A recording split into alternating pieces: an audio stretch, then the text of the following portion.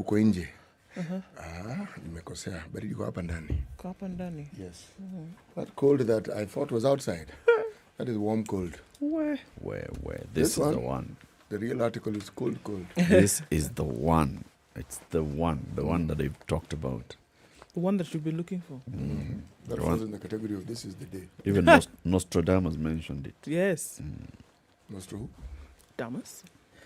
It was coming. Okay. Ni mtu wa kwenu huyo? Jamaa pale hivi chini.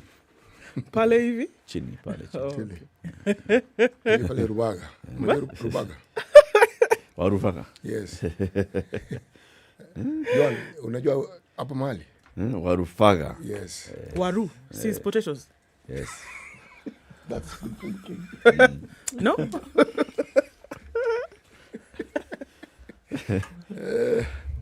Welcome to the show. We will have a number of conversations. So we'll have a conversation about the NHIF. There's something to discuss. There's something to discuss on very many other things. We'll also be reviewing what happened yesterday. President Samia Suluhu Hassan left the country after addressing a joint sitting of the National Assembly and the Senate. And she gave a flawless speech in Swahili, both reading and ad-libbing, nicely cracking a joke here and there, assuring our leaders here and there, assuring the people of Kenya that, we are together. Yeah, it doesn't matter, come what may. We shall always be brethren. Together as one. Together as one. Hey, it's very interesting. And then COVID has now Done the thing. In Kenya. But you know something? She speaks well. She does. I was about to say that. Man, she speaks well. Her tone is well modulated. Her humor is calmingly rib-cracking. Very nicely. Yes, it's just part of it. And her voice doesn't change in octaves. No. The timbre is just consistent. Constant. But what she's saying... You almost get the impression she's gone for voice training. Right. Very true. Very true. True. She was brought up well. It's enjoyable listening to her. And then it's laced with meaning, so it's even deeper. So it was really nice. Even as I listened to her speak, a lot of words passed me by because it was really clean Swahili. But still, I understood what she was saying. You know, Ndu, the thing I love about you is the consistency. So all the things you didn't understand just joined the queue of the other things you don't usually understand. Yeah. You need to be on a certain level of depth to get me, CT. If you're not there So yet, she was speaking Tanzanian. She was speaking Tanzanian, as you would say, yes. The Suluhu one, I like that bit. Yeah? Oh yeah, it took me 3 seconds. I said, solution, of course. Yes. Tuko na uhuru na tuko na Suluhu. Yeah. I mean, think about it. Was that not? Huh? Brilliant. Yeah. Freedom and solutions. They do that, these Tanzanians. Wanakuja wanawakatia, wanawapaka mafuta kwa ile mgongo ile ya chupa ile. This one. As in, at the end of that speech, if she had actually concluded by saying, na mwisho nikimalizia, waheshimiwa wabunge, ningeomba mpitishe mswada ya kwamba kuanzia leo kaunti yote ya Kajiado itakuwa ya Tanzania. They would have said yes. Yeah. Ama ile bandari ya Mombasa, Pia. Wacha sasa ikuwe ya Tanzania. Yes. Maneno ya kumtoa nyoka pangoni. Hapo. That is it. It is sauti. It is Those are the ones that my mother warned me about. The ones that topple kingdoms. Topple kingdoms, dynasties, and generations. No, it was a good visit.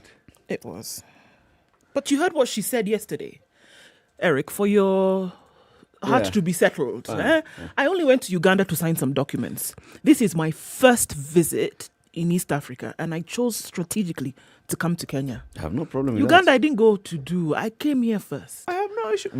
We have welcomed Tanzanian presidents on state visits in this country. She said, our guy is only going to be a chief guest. On a national day. Yeah. Is it the Jamhuri Day? Yeah, something like that. Yes. But that's a big thing. So That's a big thing because other heads of states on the continent will be there. yeah. And he'll be the chief guest, meaning the spotlight will be on him. So, but- I think Eric is still stuck on this. Yeah, he's going to have that bone for a while, so Yes, let's just let him this one chew was on it speaking for to some let's time. see how he's Yeah. treated. addressing Parliament. You can tell him whatever you want to for the next. Let's see how he's treated when he gets there in December. Yes. So at least until December, Eric will have this particular bone and be gnawing on it for some time. And may we suggest the president that perhaps his speech should be in Sheng Even better. when he goes there so that we're speaking Kenyan. Yes. No, he will Even speak- you with your bone. In his best attempts, the president will speak Sheng. Tumeweka kidole.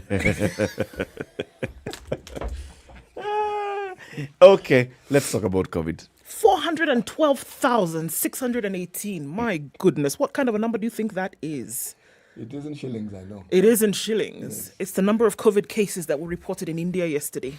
412,000. When we thought 401,000 was the highest, they topped that. 412,618 new cases in the subcontinent of India yesterday in 24 hours. 3,982 deaths. Of this number, 3,982, only two of those deaths were from the previous day and then carried over into yesterday's reporting. 3,980 people died yesterday in India from COVID-19. Why are we still looking at India? Because now, bringing things closer home, the Indian variant of COVID-19 was found in Kisumu yesterday. All right. It said that about 10 employees of a certain company had been tested and had come into the country, had been tested for COVID and found to have this particular strain, having then reported with symptoms.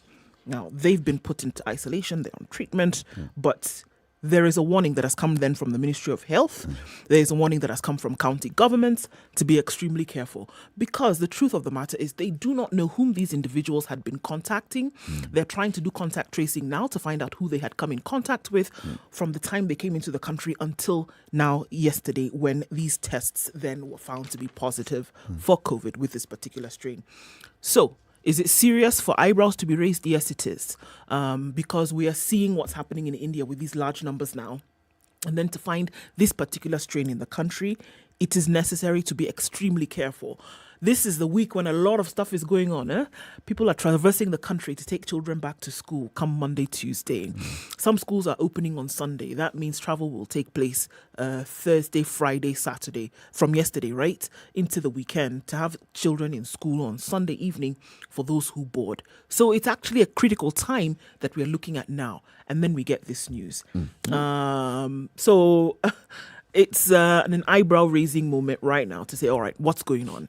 Are they going to be able to contact trace down to the last individual that came into contact with these 10 people that have now this Indian variant? We don't know. Ministry of Health tells us that they're working, and they're on foot to make sure that they find out each individual, whether it was a driver, a fuel attendant, a person in a cashier in a shop, whomever it was that they may have come into contact with. So, efforts are being ramped up quite seriously so to be able to find out what exactly is going on. Scary moment? Perhaps.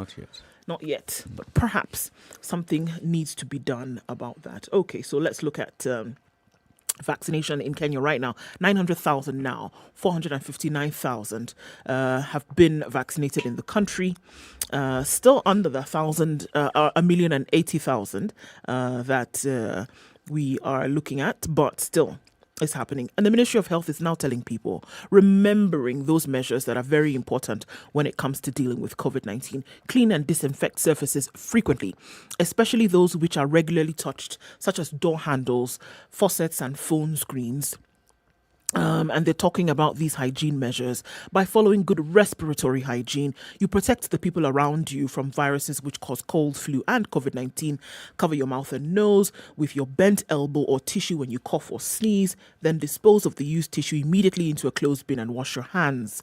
Avoid touching your eyes, nose, and mouth. Hands touch many surfaces and pick up viruses. Once contaminated, hands can transfer the virus to your eyes, nose, or mouth. From there, the virus can enter your body and infect you. So they're looking at this communication now coming from the Ministry of Health as a reminder to people that it is necessary to do this. We know that we marked World Hygiene Day yesterday as well, but it was a reminder coming from there.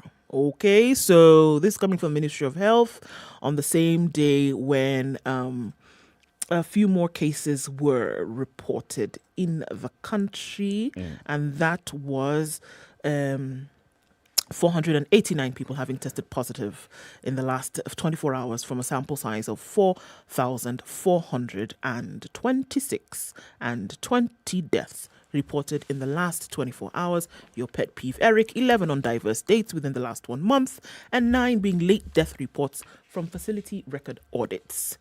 It now pushes cumulative fatalities to 2,825. But there's a real culprit that lurks behind the scenes, especially when it comes to the manufacturing of needful and useful medicinal support. It's called the patent. This has been the debate that has raged on for the longest time, because developed nations do not want the companies. They don't allow the companies that are nestled in their boundaries to actually, should we say, loosen the grip that they have on the patents. Now, this comes to the fore when the American government and the trade secretary and people who are involved in these things have said that America is urging its manufacturers of vaccine to sort of like loosen the grip. However, the final decision in such matters rests with the WTO. Yes. And members of the WTO are the very same people that we're talking about. So this is yet another promise that America is making, another show that they are with the people, that it's like but did that assistance they promised the Indian government, did it eventually get there? No, they're still waiting for AstraZeneca to be approved for use. Wait, was it? Now, AstraZeneca was for the rest of the world. India was to get them direct assistance. They didn't even say what. There was a mention. Of oxygen, some equipment. Yes, remember that mention? Yes, but it was at the discussion phase when we talked about it. Did it ever get? Because we know the Russians got there. We know that the help that the UK was providing got there. We know the help that China was giving got there. This one. Anyway, maybe I'll read further. Maybe it did get there. It may get there. Yeah, maybe it was in some fine one print of those in the corner things. somewhere and I missed it. Yes. Let's take a break. 16 after 6, live streaming on SpiceFM KE, YouTube, Facebook, Twitter, wherever you are. Say hello online, and we'll be saying hello on radio shortly. Time for us to take a break. As we take this break, we start off the day with the reminder of jobs.standardmedia.co.ke. Log on there and go and find what jobs have been advertised. If you find one that suits you, give it a shot. Give it a shot. You never know. It could just lead you there. Time for a break. Let's take a look at the weather and then look at the headlines shortly. Good morning.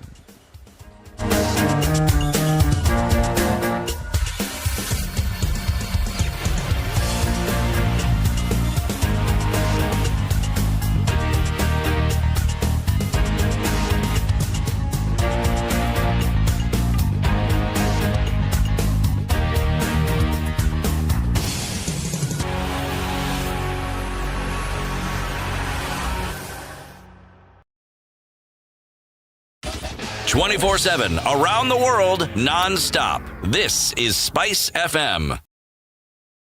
As the Kenyans are roared into the home straight here. 4 Kenyan queens have lit up this balmy Bahamian night. right. It's where the rivalry is unmatched, where the soul meets the track, where the great are distinguished from the good. An arena where the records are broken. A new world record. It's not just been beaten, it's been obliterated. A stage where the legends are born. For Team Kenya, the Olympics is more than just a sport.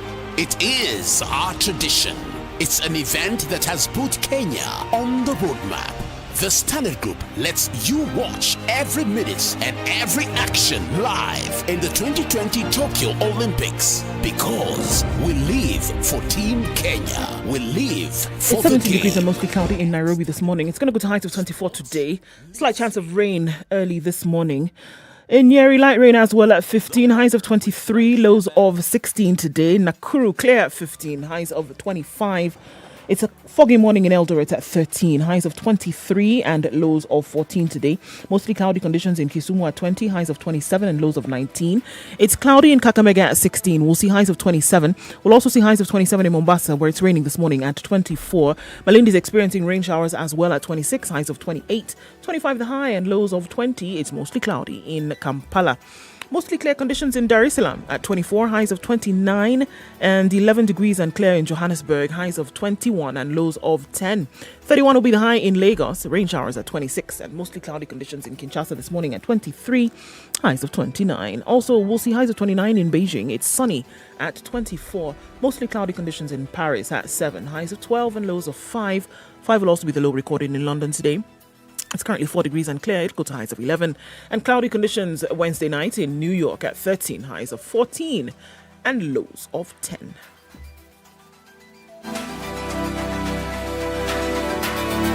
Spice and everything nice. All right, okay. SpiceFM. Spice up your life. Mature, intelligent talk every morning. Spice up yourself.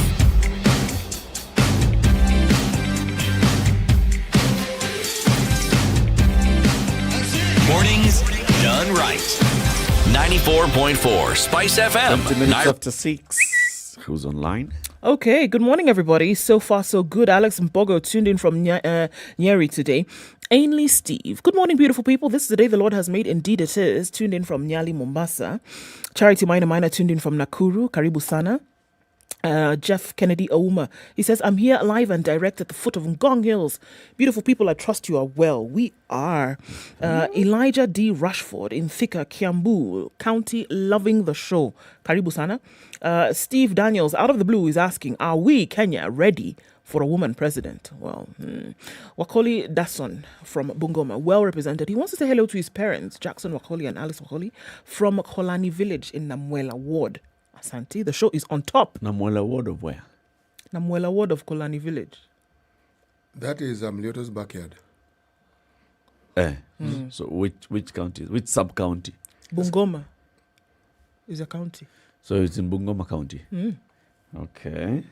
Are you okay now? Yeah. Okay. I hadn't heard the Bungoma Lyoto is parts. not going to be happy with me. No, not at all, because you've said he's from Bungoma. Yes, and we all know he comes from Kakamega. Exactly. Big difference, my friend.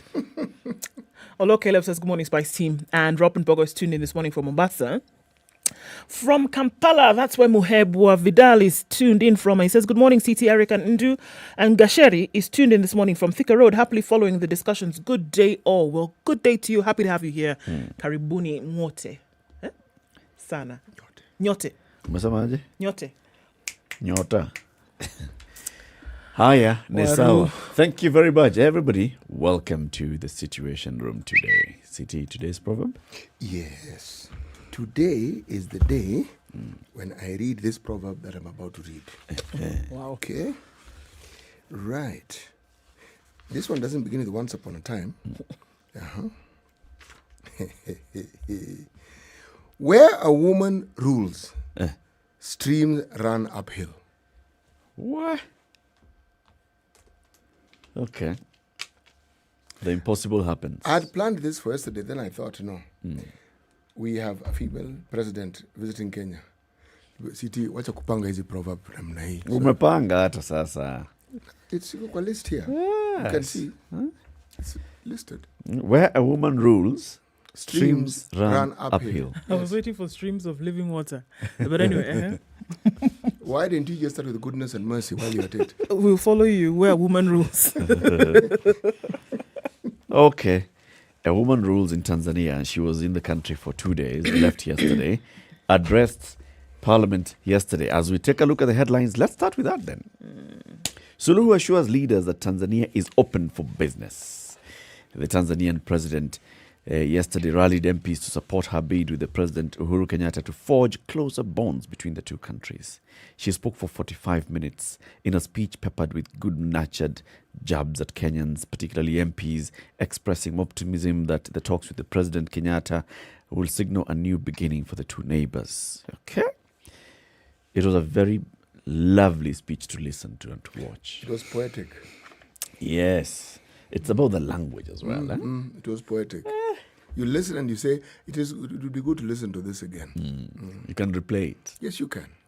You know, the same thing happened when Kikwete addressed Parliament. Yes, he The did. language that he had, the way he was speaking, and how they're able to read and just ad-lib and give off the cuff at the same time. Not wacha nisome hii alafu sasa niwaambie. Baba, it's called practice. They just, you know, it's... For that to happen, they've got some serious communication people who take them through that thing, and then they themselves have that ability. Because some people you can train as much as you like, It's charisma. they'll still walk backwards. Yeah, it's charisma. It's a very good... and the way, the delivery of the speech, you can basically tell that this person has internalized what they're saying.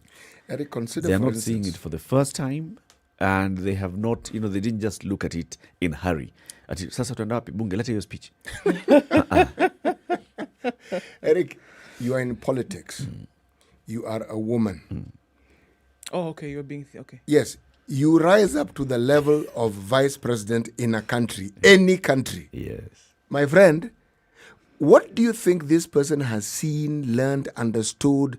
Because by and large, you'll be ignored, taken for granted, but you sit there studying, understanding, and figuring this thing out over time. And this is a person who knows how to play her game well. To end up as vice president and then president, she knows her stuff. Because you have this Chama cha Mapinduzi, okay? And it's a men's club, like most political parties. Yeah. So by the time they decide, okay, I think this lady should get it, that consensus is often very difficult, even within a political party, as we are seeing in our own lovely Kanyawan.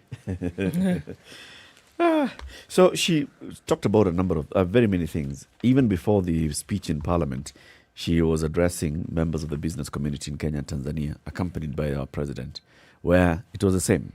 Let's look at all the non-tariff barriers. Let's lift the non-tariff barriers. Let's make it very much easier for business to happen between the two countries.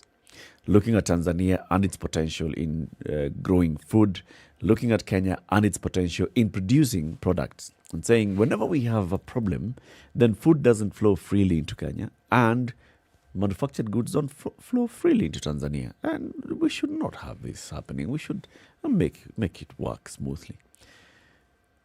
Very, very good speech. And I was saying in other fora yesterday, no, even when Jakaya Kikwete was president, this is the same kind of things that were being said, by and large. And the talk of, you know, the East African community, the talk of integration, integrating our peoples, removing all these non-tariff barriers. It's not that Magufuli introduced them, but the same conversation had happened. This time, let's see whether they can actually follow through, You know, and get something practical. yes, they meaning both leaders. Both leaders. You see, Eric, there's something I mentioned yesterday. I want to mention it again. When your neighbor seems to have a problem, but you don't see it, pause and take the time to understand what it is your neighbor sees as a problem. Don't rely on your own vision, your own eyes, okay? To say, you know, I don't see it. Yes, you don't see it, but they see it. Understand what it is that they are seeing. There's a way in which we Kenyans go about our business. Among ourselves, we are used to it. Other people may not be used to it. And they may even find it offensive. It's like the way Nigerians, when you come here, say you're very aggressive. But within the boundaries of Nigeria, that's just how things are done. It's normal. You see, in other places, what you consider normal, they consider exceptional and they wonder, goodness, how on earth? It's like this African concept of having a conversation with somebody who is at the end. The guy sitting at the front, and you're in a plane, front, the other one is at the back, and they're having a conversation. What's your name? And the words are just... I wanted to come to your house last week. I just didn't get time. Yes. So you feel like telling someone, Nani, why don't you just come and take my seat? So that you have this conversation. You make it more comfortable for yourself please, than the please, rest of us. because I'm nearer. And I but they don't find it a problem. There are people who just, when conversing normally, if you don't understand the language, you think they're quarreling. They're not quarreling. They are having a conversation. Conversation for them must be loud. There are people who, if you don't speak softly, anything loud is offensive. So, understand your neighbor. It's true. Understand diction and things like that. Have you heard how it's said in Arabic, I love you? You would think somebody wanted to kill you. So, I mean, it's true. It's about how people speak and how they communicate and culture of things. Precisely. But more so, if you're talking about business, it's the way we Kenyans do business. Okay? We know how we do business. Other people do not particularly like the way we do business. So, understand it. You could still do business, but figure out.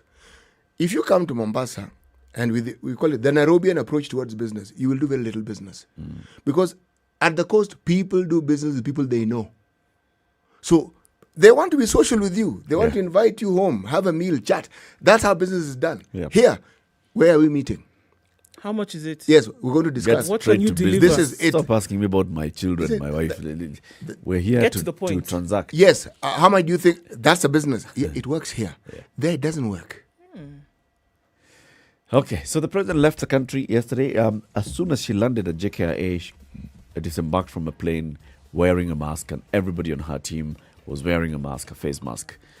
As she was boarding the flight yesterday back to Tanzania, everybody on the team was wearing a face mask. Videos coming out of Tanzania, out of Samia Suluhu's Twitter handle.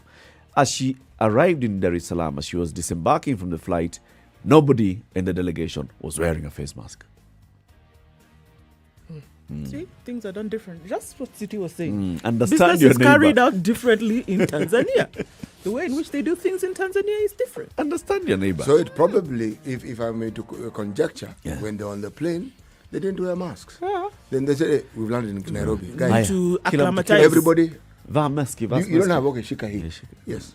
So, because these Kenyans, this is how they go They've about understood doing how they things. do it, and we are going to their Yes. place. And they like Let walking us around. conform. Precisely. If Kenyans want to suffocate themselves, let's also suffocate ourselves for the 2 days. So we're message to our president and the delegation that will be going to Tanzania in December. Kama utaki. Usivae meski Tanzania tafadhali bwana Uhuru Kenyatta.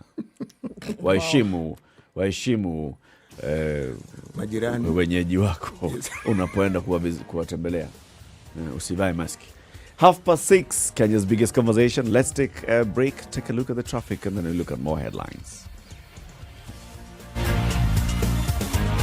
24/7 around the world, non-stop. This is Spice FM. It's time to answer questions that are worthwhile. The Big Quiz Show is here. Register to play from the comfort of your home by SMSing the word JOIN to 23774. Then watch the live show on KTN every Sunday from 8 p.m. where you could have a chance to win a mealie. The fastest and most accurate answers are guaranteed to win. The Big Quiz Show, Sundays at 8 p.m. only on KTN.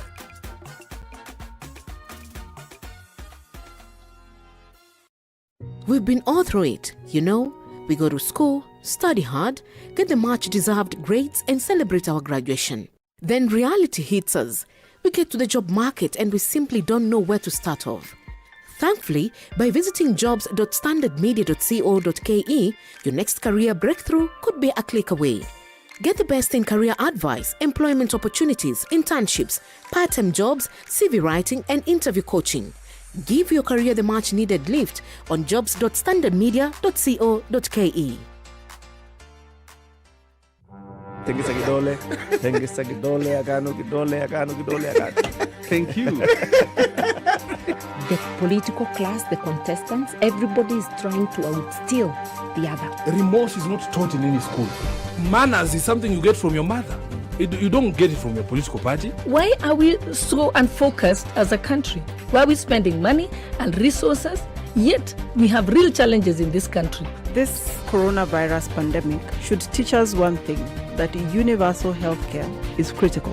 Because at this point, whether you have a medical card that covers you, it doesn't matter. It doesn't matter. This is the Situation Room, the only way to start your day.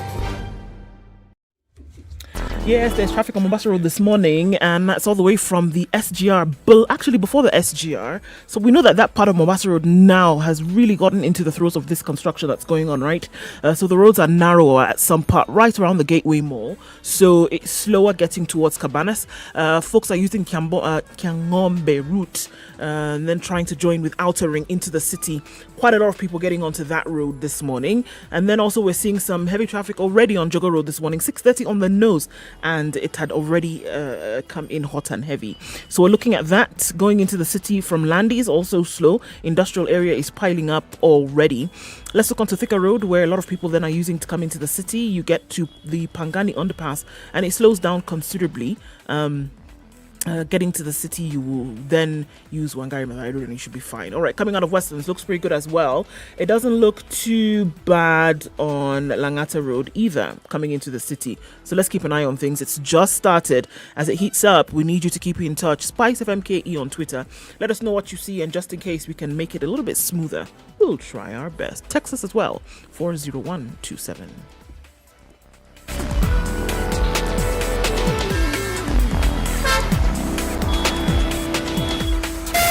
Spice FM, Malindi.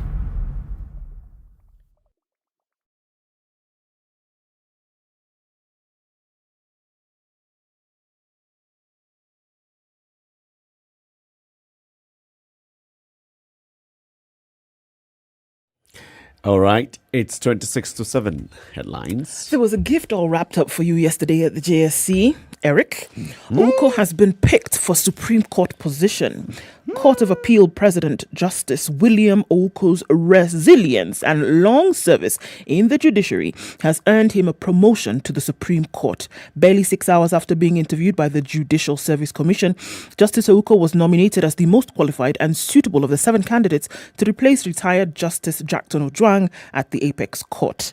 The JSC, in a statement, said they settled on Justice Oko after being convinced by his agility, leadership and management skills in the various positions he had held at the judiciary, the latest being president of the Court of Appeal for the past 3 years. According to JSC acting chairperson Professor Olive Mugenda, after deliberations and careful consideration of all the candidates, the commission settled on Justice William Oko as the most suitable as judge of the Supreme Court and has submitted his name to President Uhuru Kenyatta for appointment. She said that she hopes that the president will hasten the process of appointing and swearing in Justice Oko to fill the position that has been vacant for more than 1 year since Justice Ojwang retired. Very good. You happy? Happy, man. Yes. Basically, those were my candidates, but it was the other way around. Actually, true. It was the other way around for me. It was Justice William Oko for Chief Justice and Martha Koome for Supreme Court. This is also a good one. It's not bad. As a betting man, you actually won the bet. Well, yeah. Technically. Overall, No. if you consider the game was played home and away, No. I have won. Why you won is because you chose 2 people And both of them had got both the positions. both Yes, positions. okay, They are both in the decided Supreme The order is a they bit talked and agreed to skewed, but switch okay. positions, but you got it right. Yes. Good job. Justice Oko was a very good pick. It was a very good pick. And let's just expect that members of parliament will do their thing. And then the president will this time also speedily do his thing. He's already done his thing when it comes to Justice Martha Koome. He has forwarded the name to parliament. By the way, Eric, there's something we didn't touch on yesterday. The Speaker of the National Assembly Yes. said, BBI change. Forget about it. Move on. What I didn't read, what did Lusaka say? Lusaka has yet to... He's yet to say anything. To give his verdict. But I guess it will go in the same direction. Which is, if you think about it, that was a good directive that the Speaker of the National Assembly gave. You are talking about a popular initiative. Forget about this one where there's contention whether this one is a popular initiative or not. But practically speaking, or principally speaking, A popular initiative is the people exercising their sovereign will directly, not through your elected leaders, directly. So if elected leaders now go in and open and start changing, no, the people can't think this. The people don't know what they are saying. Let's change this and that. You're subverting it. You're subverting the will of the people. Yes. And that would be completely wrong. What I question, though, is so why go through this process? Why take it to Parliament? If you know the result Does it from make the beginning, any sense at all? If it has gone to the county assemblies, and that's where it's being discussed by the representatives of the people at the ward level, and they discuss it at the county assembly, and they more than 50% pass it, why does it need to go to Parliament? Does the Constitution require us to do that? Yes. Precisely. So, But what's the point? The point is that the Constitution demands it. Yeah. That's how I'm questioning. You're waiting for me to elaborate on that one. I'm Okay, questioning okay. I'm questioning the logic of the Constitution. You would presume that it going to Parliament meant that it could be debated further and a different result could come out of it. Yeah, which could change anything. That's the assumption, that it going to Parliament, something could change. Actually, something did change. Something big changed. Remember, when something is debated, this is my perspective on all these things. What you then do, you get a more profound understanding, of the vagaries and the understanding of our Constitution. But you also understand that, my goodness, you mean these are the optional perspectives you can have in understanding this thing. Whenever Parliament debates an issue, if there was no BBI and it didn't go to Parliament, this drama that we're now seeing in ODM would not exist. Okay? These discussions about who is where and what is doing which and so forth wouldn't take place. So, but you pointed to the heart of the matter, Eric. I don't know why you're asking this question. Well, you're the one who got to the heart of the matter. You said this matter becomes germane when you're talking about the actual casting of the ballot at a referendum. That is the point that is being addressed. So as you get to the point where you want to vote on the referendum, okay? These are things you need to consider. Your decision is informed. Yes. There's better information. There's more information than you had before on the particular subject. In lengthening the process. Exactly. And remember, you're talking about politicians. So they'll pick on issues that they know will be close to people's hearts. Like, they forget everything else in the BBI. 70 constituencies. You stick there. Yes. And then constituencies come with money. Yes. So immediately someone says, wait a moment, you mean there's more money going to this, not person, this region. This region. You've politicized it. And it's not the only thing that the BBI talks about. So that thing has basically left casualties. Let's put it this way. That again is a subject of discussion. Really? Yes, it is. Look at the headlines. The standard headline today, puzzle of SMS tweet that sank Raila ally. And it talks about details emerging on the behind-the-scenes maneuvers and power play that led to the removal of Rarieda MP Ochieng Amolo from the powerful House Justice and Legal Affairs Committee by Raila's ODM party, even as political undercurrents threatened to split the party further. Nation has a headline, Inside the Storm in ODM. It says, upon sensing that his key lieutenants, Senate Minority Leader James Orengo and Rarieda's Ochieng Amolo, were not towing the party line on the BBI bill, Raila called them to a meeting. They snubbed it. One of them sent an SMS, and now he's out in the cold. The Siaya senator may have been spared, but is this the end of it? So it goes on to tell the details of, over the weekend, after what the leaders were saying over the weekend, Raila apparently reached out to the leaders and said, come guys, let's have a talk. And the story says, it's reported here that Ochieng Amolo sent a message and said, no, Baba, I'm not coming. In fact, I'm ready to even resign as a member of this JLAC and even as an MP. Ochieng is quoted saying, come on, how? I know the procedure of resigning as a member of parliament. As a lawyer, again. As a lawyer, I know what I need to do. Eric, let me ask you this question. Why I say it's a subject of debate, Okay. Orengo has been in politics since his days as a student in the university. There is nothing else this man has done. Yes, he's a lawyer, yes. But he is a politician more than he is a lawyer. So that's his career. Now, Ochieng Amolo is a much younger man, all right? He's just making his bones, okay?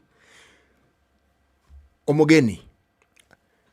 These people all function within a zone that is referred to as an ODM zone. Yes. 2022 has lovely pickings. You can stop being a member of parliament. You can then become senator, governor. But with the BBI, who knows? You can even have a vehicle with some. Let's have the vehicle with a flag going paka paka paka paka paka paka. Okay. And Matapia this morning is great. Yes, and that paka paka could be as vice president, vice prime minister, deputy prime minister, vice prime minister, and if that fails, minister. Yes. But even then, even if that also fails, assistant vice minister, something of that sort. Now you tell me, with all these pickings and with the election round the corner. Unless you're telling me somebody wants to opt out of politics completely. Orengo out of politics to go and do what exactly? Okay? Lecture. So what are you seeing? I am simply trying to tell you, I've begun, this is a jigsaw puzzle. Take that piece, you found the corner piece. You found the corner piece. Put it aside. Then ask yourself a question. Raila Molo Odinga, Baba, Jacom. Tell me the number of times he's been even pricklier situation. People have said, okay, this time is doomed. This party is gone. It is finished. Do you really think somebody who's made a career out of politics and who thinks the way he does, and I'm going by his actions, do you think it is beyond him to choreograph this whole thing? Nothing. You think it's beyond him to choreograph this thing? Ask yourself the third question. You see, Jigsaw, third question. Who do you think he has issues with? Is it the people within his camp in ODM? Or these are the shadowy people whom Mudavadi saw in the last election? And the president also saw these guys who came to him in the darkest of night and spoke strange things to him, which ended up changing his mind. In his ear. These people haven't gone anywhere. No. Where do you think the real quarrel is, and who do you think the message is being sent to? These are just things that I want you to ponder, even as we think that this is a storm in the deep blue sea. That particular one, by the way, I see. Remember even the last time when we were talking about it. If you think about who Otiende Amolo and James Orengo have been recently, lately, they've been the guys who are throwing stones. They've been the stone throwers. When they said that they want to, what was it? Secede. The generals of this secession were these two gentlemen. After the Matungu by-election, they're the ones who came out to start talking about some powerful individuals in the office of the president, some civil servants, who had gone against the handshake spirit in Matungu. And Otiende Amolo was quick to remind people that, you know what happened in 2017 when we threatened to secede? We still have those words in our vocabulary. We can still play the same Otiende Amolo, and they were speaking the same weekend with James Orengo. Now you want to tell me that this one makes them split. It is reported that the president called Raila and, calmed things down. Later, there was still a talk of some more disquiet within ODM. This handshake is being played. Who were the players in the field? Otiende Amolo, James Orengo. Now, it's about the issue of this particular BBI and the contents of the BBI and what was passed, which is the correct draft. Is it the draft the 13 or draft 44? Which one is actually going to be the one that gets into the constitution? We don't even know. Who is raising all these issues? Otiende Amolo? On behalf of ODM, if you ask me. And you're telling me that somebody of renown and of the reputation and character of Kiraitu saying, you know something, this politics is a terrible thing. Raila was being forced out of bed when he was unwell so that the optics of him being at one with the president and inspecting things could be done. Kiraitu is not a man who is known for his poetry. He's not going to make that up. No. He speaks, he says things. Remember, his who told us, you know something, this thing we're calling Jubilee. But 121 projects have not even been completed. What are you talking about? He's a straight shooter. So all I'm saying is, consider these things and others that may come to mind, and then make your own decision and ask yourself, what do you think is happening here?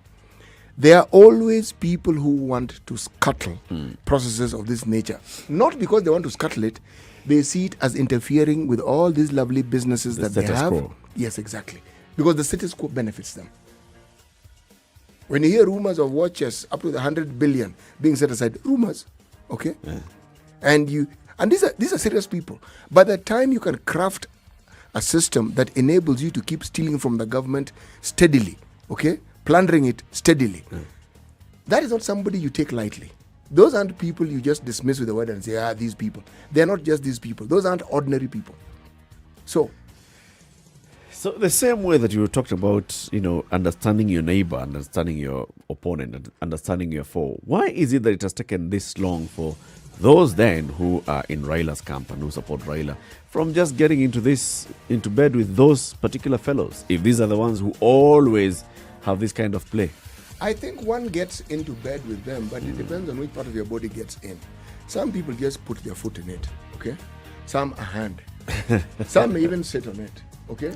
But putting the whole body, what you're discussing here is politics and the future that you have in politics. Everyone we've mentioned here, from Omogeni, from Otiende Amolo, these are politicians of some standing, some of very serious standing. You are telling me that you come from a zone that is completely ODM, and we know how ODM functions. Let me tell you, beyond that, these guys have pledged their allegiance, not privately, in public, over and over and over and over again. It is highly unlikely that they would have made a move that would jeopardize their position. I don't see it. Maybe they actually have. 11 minutes to 7. Let's take a break. Spice FM.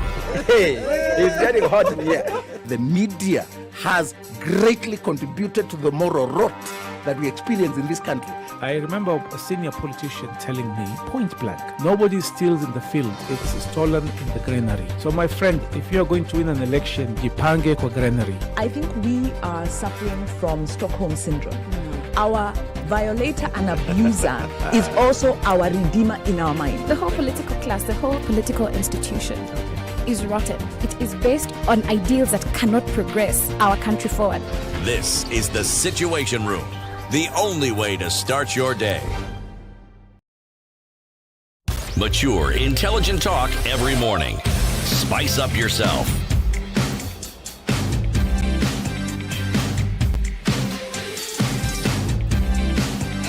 Mornings done right. 10 to 7. What's in the business daily? In the business daily, the business has some really interesting headlines. And this particular headline, I actually like this headline. Right? Treasury removes 20% excise tax on bank loans. That's the headline. Let me do something I rarely do. I am going to read it. The Treasury has scrapped the 20% excise duty on bank loan fees, setting the stage for possible drop in the cost of credit to business and households. The removal of the excise tax is contained in the finance bill and will see banks save up to 7 billion annually on taxes generated from fees charged on processing loans. The bankers say the cut will ease pressure on lenders to raise loan costs given the fees that attracts the excise duty account for an average of 2.5% of the overall lending rates. Kwa ufupi, when you take a loan, so you ask for 300 bob. They give you the 300 bob, then you see it being tap 175. All those things are excise. Nearly processing fees, one time God knows what. There's even one they call insurance. Okay? Which it should actually take care of your loan if you don't pay. Yes. It doesn't. It doesn't. It doesn't. You don't pay a loan and see what happens. It doesn't. Insurance or No, it doesn't. Let me just put it to you this way. I know of one product in the banking industry. There could be others. So this is me knowing. A certain specific bank account, which with ABSA, if you are terminated or you are rendered jobless by your employer, they have that insurance and they will pay you the same amount for a certain period of time. Yes. And they will give you a moratorium on your loan over a certain period of time. It's guaranteed. It's the only facility that I know. There's a similar facility, I think, with NCBA. It's somebody who told me that they had the same. Lost a job. They had actually not even considered or even thought about it. And then the bank calls them and says, well, you lost your job. Okay, this insurance kicks in. Especially if you lost your job because of being laid off. So, interesting. Not that you stole and then now you're fired. That's different. And yes, so there are banks that have these facilities. Others tell you they have them, but they don't have them. Okay. So there's a row between the United States and Turkey, and now it's being played out on Kenyan shores. The diplomatic row between the United States and Turkey has poured into Kenya after a family member of Turkey's main opposition leader was captured. Where? In Nairobi. Right. Selahattin Guden, who is the nephew of a Muslim cleric, Fethullah Gulen, who is holed up in the US, is suspected to have been abducted in Nairobi on Monday by people believed to be Turkish intelligence forces with the help of local police officers. Right.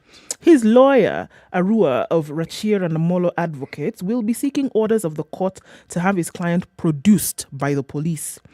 Selahattin is suspected to have been abducted while on his way to the Directorate of Criminal Investigations headquarters, where he was seeking the assistance of Interpol to clear his name over alleged allegations that he was involved in crime and criminal activities in Turkey. Okay? So the US was trying to sort this out, and they realized, hold on, he's in Nairobi. So, with our help... What's the American connection? The American connection is because the father is in America. Yes.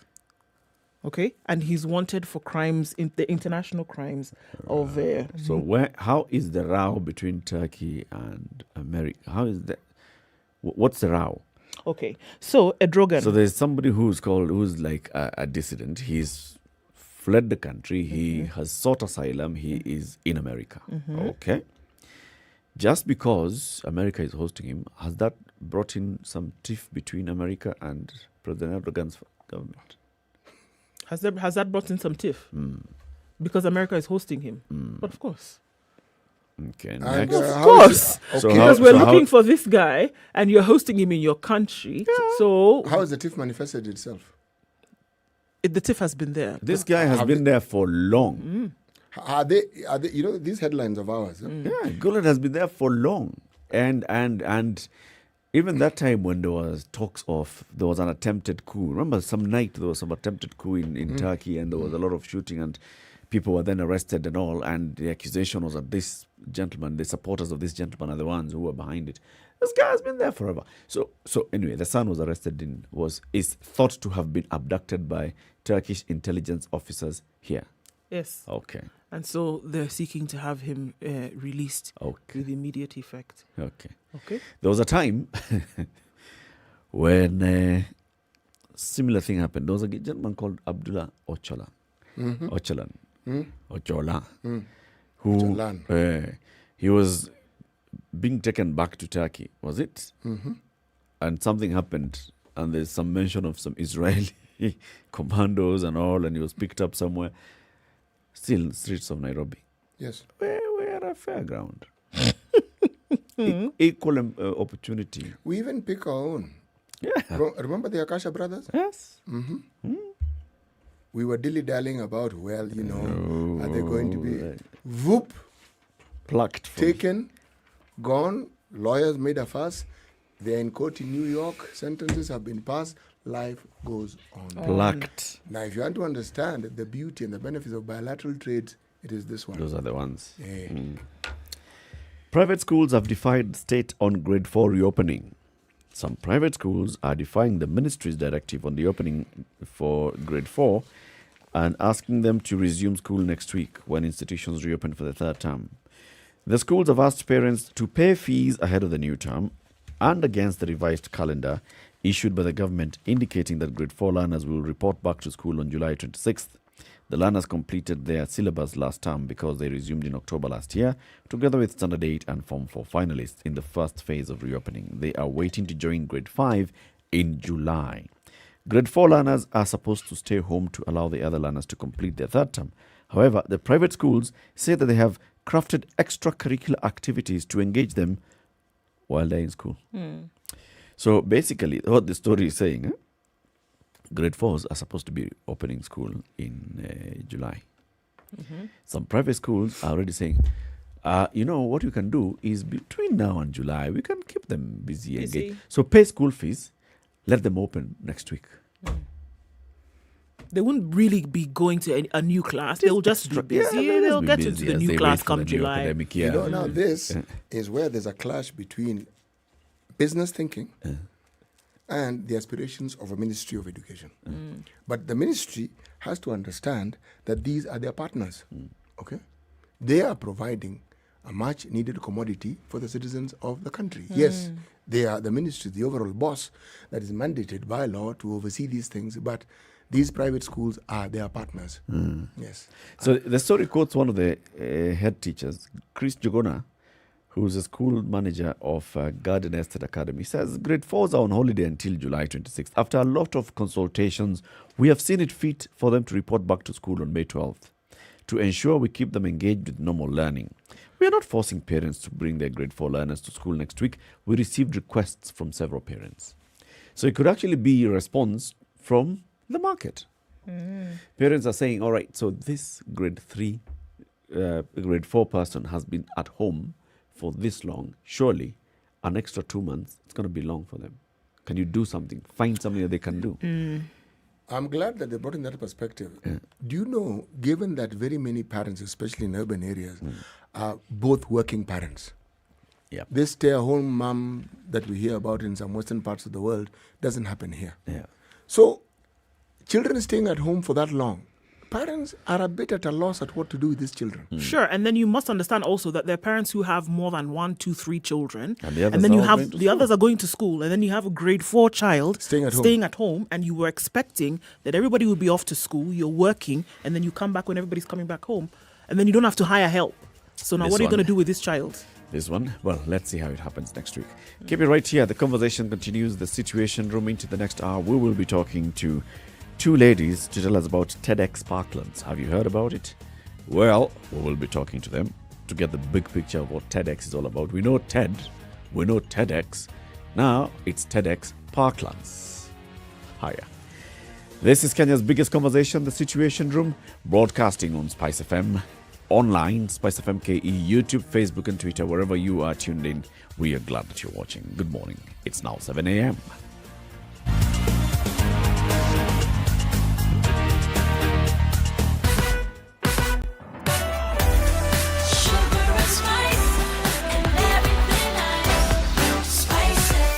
Spice up your life. Spice FM, Nakuru. Traffic. Okay, so traffic is building up wherever you look at it this morning. On Mombasa Road, looking at Thika Road as well. We're looking at jam-packed situations at Pangani headed into the city. So let's keep an eye on this as we go along. Nothing too crazy at the moment. It seems that there was an accident on the southern bypass this morning, and it was quite early on between a truck and a vehicle. It was quite nasty actually, and they're yet to move this out of the way. So as you're approaching the southern bypass, please do so with caution so you don't get stuck. The Likoni interchange then joining with the southern bypass now also looks quite heavy, but we'll keep an eye on that. It should be all right thereafter. As you get to the Nyeri Stadium roundabout, remember that you're turning off onto Langata Road and then through to Aerodrome or then out towards Bagadi Way. Just a reminder, coming in from the city, go then towards Baricha Road, out through Workshop Road and onto Mombasa Road. That's the easiest option for you to use now. Jogo Road, let's look at it. All the way from Hamza, it's moving very, very slowly. As you approach the City Stadium roundabout, you then again get onto Landis Road, which is going to take you a hot minute to get into the city. All right, so keeping an eye on things. Above all, be careful. Let us know if you get stuck somewhere. We'll at least be able to share the good routes. The service lanes on Thika Road providing good options for you this morning. Use them. SpiceFM KE on Twitter. That's how you can get in touch. Text us as well on 40127.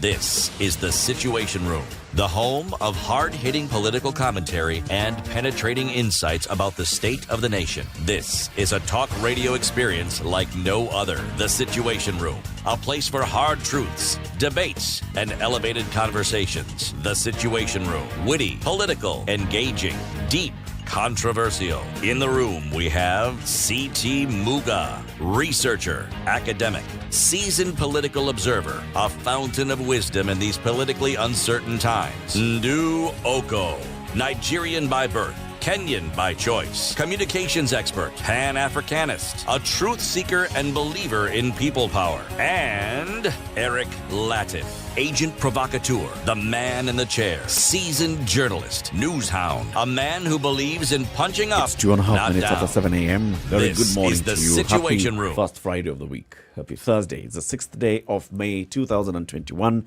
Kenya's biggest conversation enters the second hour, and we begin the hour with the day's proverb. C.T. Muga. Right. Where a woman rules, streams run uphill. Where a woman rules, streams run uphill. Contrary to streams flowing. Defies gravity. Or it introduces a new gravity. Pigs fly. That is one certain way of looking at it. Okay. Impossibles become possible. Oh yes, what is traditionally considered impossible become possible. J'avoue. And give it time, whatever is considered exceptional is soon normalized. You know, I'm wondering whether this was actually meant to be a positive proverb by those who conceptualized the proverb. Please. Or were they trying to be negative? You know, where a woman rules, things just go haywire. But is that not the beauty of proverbs, Eric? Stream starts moving uphill, as in things just become abnormal. And hills become meadows. Yeah. It's like they're saying it's going to be disruptive. That is certainly an interpretation you could apply to it. As I said, this is the beauty of proverbs. People will quote it to suit the circumstances that they find most applicable to them. Mm-hmm. Okay. Ni sawa. Ni sawa. Ni sawa inde. Indeed. Indeed. Yes. Yeah. Ni sawa. Let's talk, because this is what the ladies that we're about to talk to usually do. Talk. You know about TED Talks, global movement. And then there's now the TEDx, which is organized in various cities. So there's TEDx wherever, TEDx various locations. We've had a TEDx Lavington taking place for a number of years now, and where people come and they share their experiences and their thoughts about various topics that have been put together by those who are organizing the particular TEDx. So we just want to understand now, what is TEDx all about? What is TEDx Lavington all about? What is it that they do? Parklands, Lavington? This one is TEDx Parklands. TEDx Parklands, sorry. TEDx Parklands. And what they do. One of the ladies that we were about to speak to is the operations lead for TEDx Parklands. She's also a human capital consultant. She's Jessica Shege. And the second lady that we'll be speaking to is Shalini Bala Lucas. She's an author. She's a motivational speaker. She is a radio host. She doesn't do morning radio, clearly, if she's with us at this point. But let's talk to them. Jessica and Shalini, good morning. Good morning. Good to have you on the show. Welcome to the Situation Room. Thank you. Great to be here. Let's start with you, Jessica. As operations lead of TEDx Parklands, tell us about TEDx Parklands. First of all, how did it start? What have you been doing so far? And what's it all about? All right. Thank you for having me here.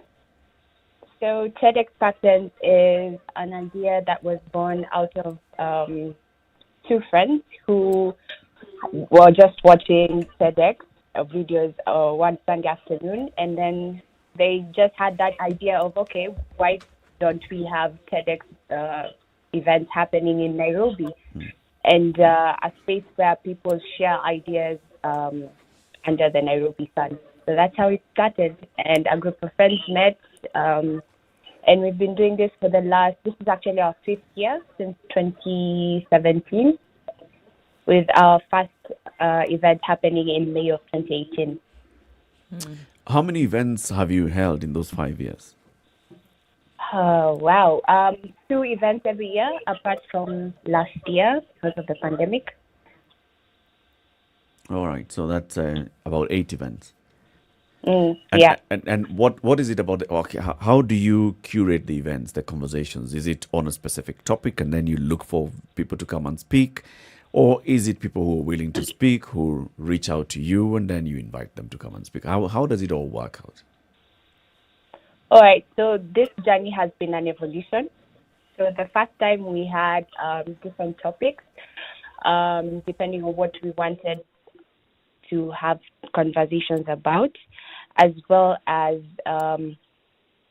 touching the different ideas that we believe that the Nairobi scene really wanted. So that's how we started. And as it has evolved, we steered towards the sustainable development goals and just seeing how can we be able to inspire ideas that are geared towards change and inspire people to make changes not only within themselves but within their communities. So how through those different categories, then people would be able to apply, and then they would go through a rigorous process whereby they are chosen depending on their ideas, and then finally they'd be able to come through, going through a rigorous coaching process with the help of two coaches who have been brilliant, guiding us and the speakers in ensuring that the talks that come out at the end do inspire and have that award spreading. Sorry. Okay, so I then coming to you, Shalini, how do you decide who comes in to speak about what? Who is inspiring others through these talks that are had? And then how do you make those decisions? Or can anybody with an idea come and have a conversation with folks via TEDx platforms? So from what I understand, because I'm one of the speakers, I was nominated by a couple of people, and then the TEDx Parklands team sift through all the nominations, and then they pick 6, 7, or 8 people to go through the process. And as Jessica said, it's a rigorous process. So we were nominated in probably October last year, informed that we had been chosen in December, and then we started the whole curation process. I had to give 5 or 6 drafts in. Once my draft had been approved, we had 5 or 6 presentations. We had Zoom calls. It was quite a tough process, I think. And what we were given were just 3 words: the big picture. And from that, we had to create the draft and our ideas. What is the big picture? Am I allowed to ask that? Yeah, absolutely. So for me, the big picture is very different to what you think. I mean, what do you think the big picture is? What does Jessica think the big picture is? And if you were to watch the 7 talks on Saturday night, you'll see that we all interpreted the big picture very differently. For me, the big picture is, my question was what is the true meaning of life? And I look at embracing grief to find the meaning of life, and what could be bigger than the meaning of life. So, as you give these talks, looking at you then from a writer-speaker perspective, are you looking to inspire? Are you looking to teach? Are you looking to share your ideas with the rest of the public?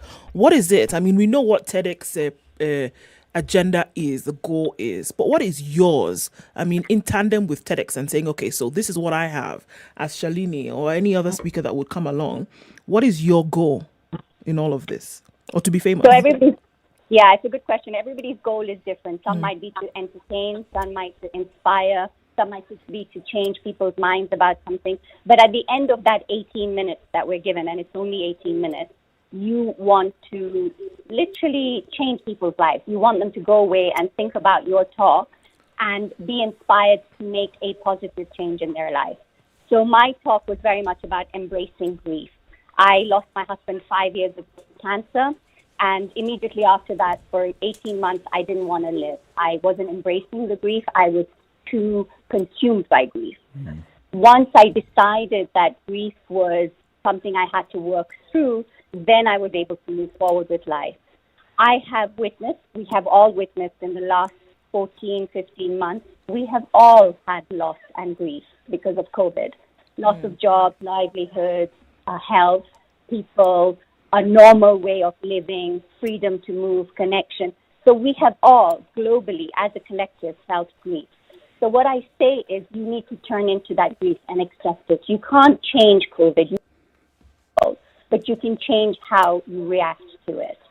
And I say that the most important thing is that we have to find happiness from within to become resilient and compassionate to deal with what life throws us. My talk is very much based on my life. As an author, I've written 3 books, and I've got a book here you may see. It's called Happiness, which is a mindset shift. And I use the 10 techniques from here. I talk about 5 or 6 of them in my talk, which includes things like mindfulness, compassion, altruism, looking after your body, speaking your truth.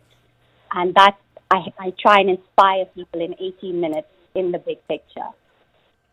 Let me ask this question. I like the idea of inspiring people, but someone listens. You say it's 18 minutes. What I'm trying to wrap my head around is if your discussion took 18 minutes, how would 18 minutes of something I listened to change my life? What is it about this messaging that guarantees that my take-home message will be, I must change something having listened to this? What do you do to reinforce it? Because in the absence of reinforcement, I highly doubt if any change will actually take place. Do you really think so? Being a radio presenter, you know that something you say, just one line or one sentence, could change somebody's life. And that's not even 18 minutes, right? Somebody could hear you on a Wednesday morning say, it's very similar to the proverb this morning. I thought it was fantastic. Women in leadership, achieve things, the uphill thing. So it's the women climbing hills which have streams that move upstairs. Exactly. Right? Okay. So we achieve the impossible. Achieve the impossible. So a woman might hear that and go, yeah, we do achieve the impossible. And today I'm going to do whatever to try and achieve something in my life that I thought was impossible. So what you're telling me, if I understand you, that with that one proverb, I've become a writer, a motivational speaker, an inspiration provider. So you can actually train them now. So instead of 18 minutes, you can shorten it to 30 seconds. Okay, I get you. I get you. This is awe-inspiring. So I'm all these things all rolled into one. This is very good. Now you have no more questions. My questions are over. I'm inspired. You're adequately inspired. I'm inspired to keep quiet and just listen. Jessica, I guess that also comes to you, Jessica, because Shalini talks about the kind of rigorous training that the speakers are taken through. So there's a selection process and then there's a training process. Shalini says, how many drafts again did you submit, Shalini, before the final? I gave 5 or 6 drafts. 5. Yeah. My first 5 one was drafts. absolutely awful. That was not inspiring in any way, I can tell you now. So what is it about the first draft and the fifth draft that you could say has actually happened? Was it a written draft, or did you come in with your thoughts and then you were told, now tell us? Both.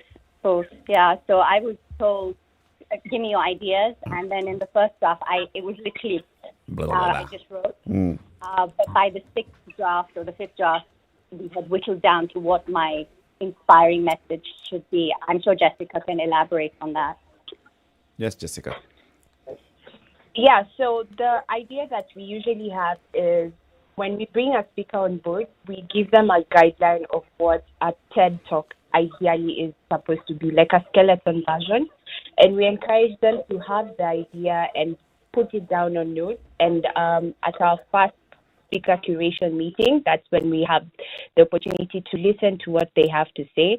And from then on, now our 2 coaches and as well as the curation team is able to now give feedback on what that idea is and how they can navigate through the talk, and so that by the end of it, they can be able to have a really powerful short talk that is below 18 minutes, and that's the overall goal to inspire, and not only that, but to share an idea. And so the people that you actually end up speaking with, Shalini, during this whole training period, the first draft to the 5th draft, Are they people that have expertise in public speaking, or is it expertise in thought processing, or are they fellow authors, or are they people who are actually talking to you from the TED headquarters?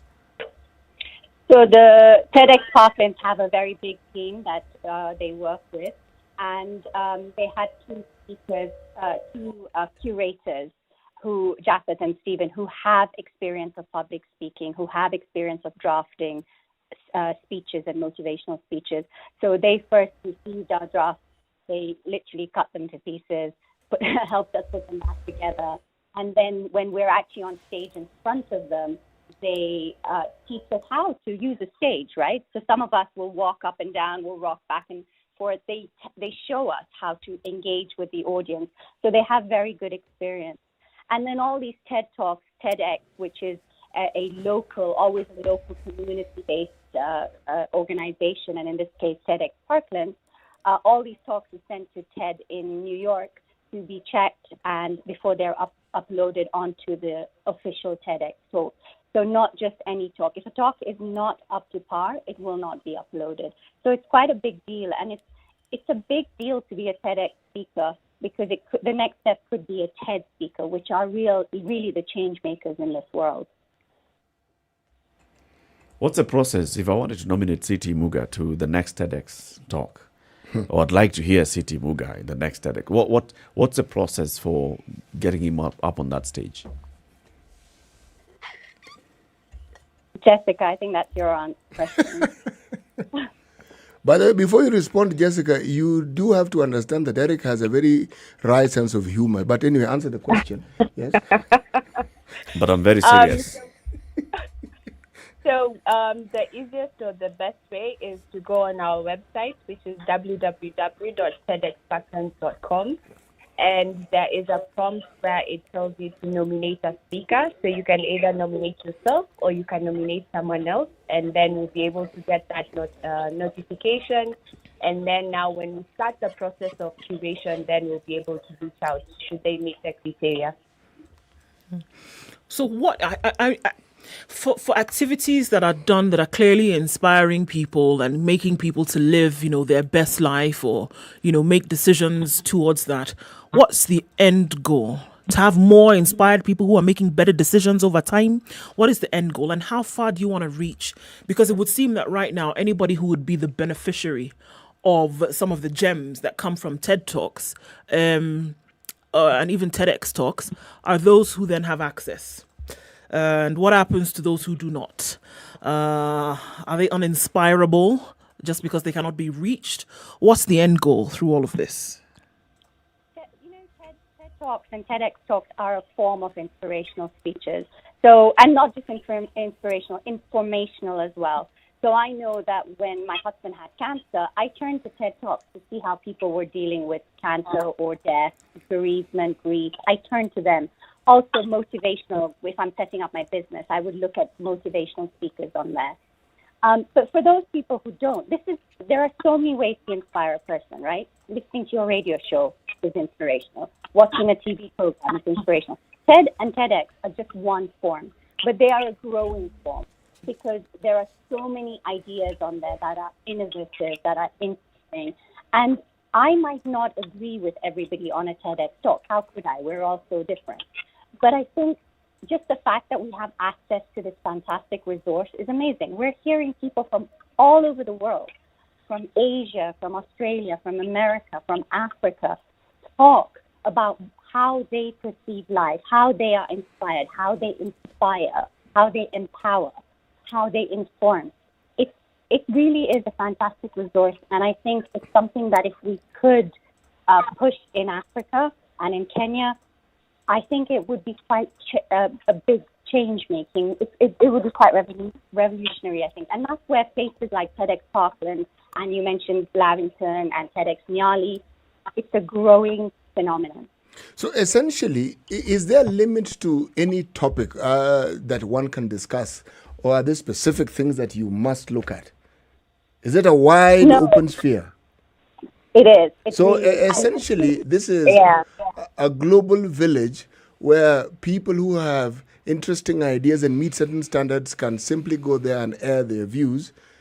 I see. But also, it can't be offensive. It can't be racist. There are certain terms. You can't describe people in the way you'd actually genuinely like to describe them. You have to be diplomatic. Okay. Can I? However, if I could. So the big picture was the topic we gave us. When you watch us on Saturday, you will see every speaker approaches this very differently. Like I said, what do you think the big picture is? And that's what's exciting. Our interpretation of those two words, the big picture, is like poles apart. And my message might go to somebody and really resonate with them, but it might not.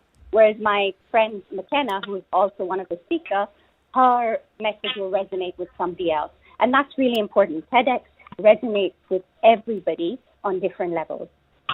You know, when you say big picture, you're right. It resonates differently because, as you mentioned it, what came to my mind, Kenya Film Corporation, or the form it was when I was young, every once in a while would come to estates and there would be this big screen where they would air these movies and yes, with voiceovers and so forth, and they were enthralling. Big screen. So yeah, I get you. Big picture. Yes. That was a big picture. That was definitely a big picture then. Yeah, I get you. Yes. Jessica, how do you come up with the topics? How do you sit down and decide? So the next one, let's call it the big picture, and then the other one, we're going to call it the down lows, the rivers and the valleys. Who comes up with this, and how do you actually arrive at what is going to be the one that flies? All right. So for the first 3 years, the theme was under the Nairobi sky, and this was because we wanted to showcase what Nairobi has to offer. We have so many people that are really changing lives that maybe their stories are not being heard. And for the big picture, I believe it was inspired by one of our previous speakers' talks. His name is Isaac Hunja, and he was just telling us how we can be able to have a larger scope in life.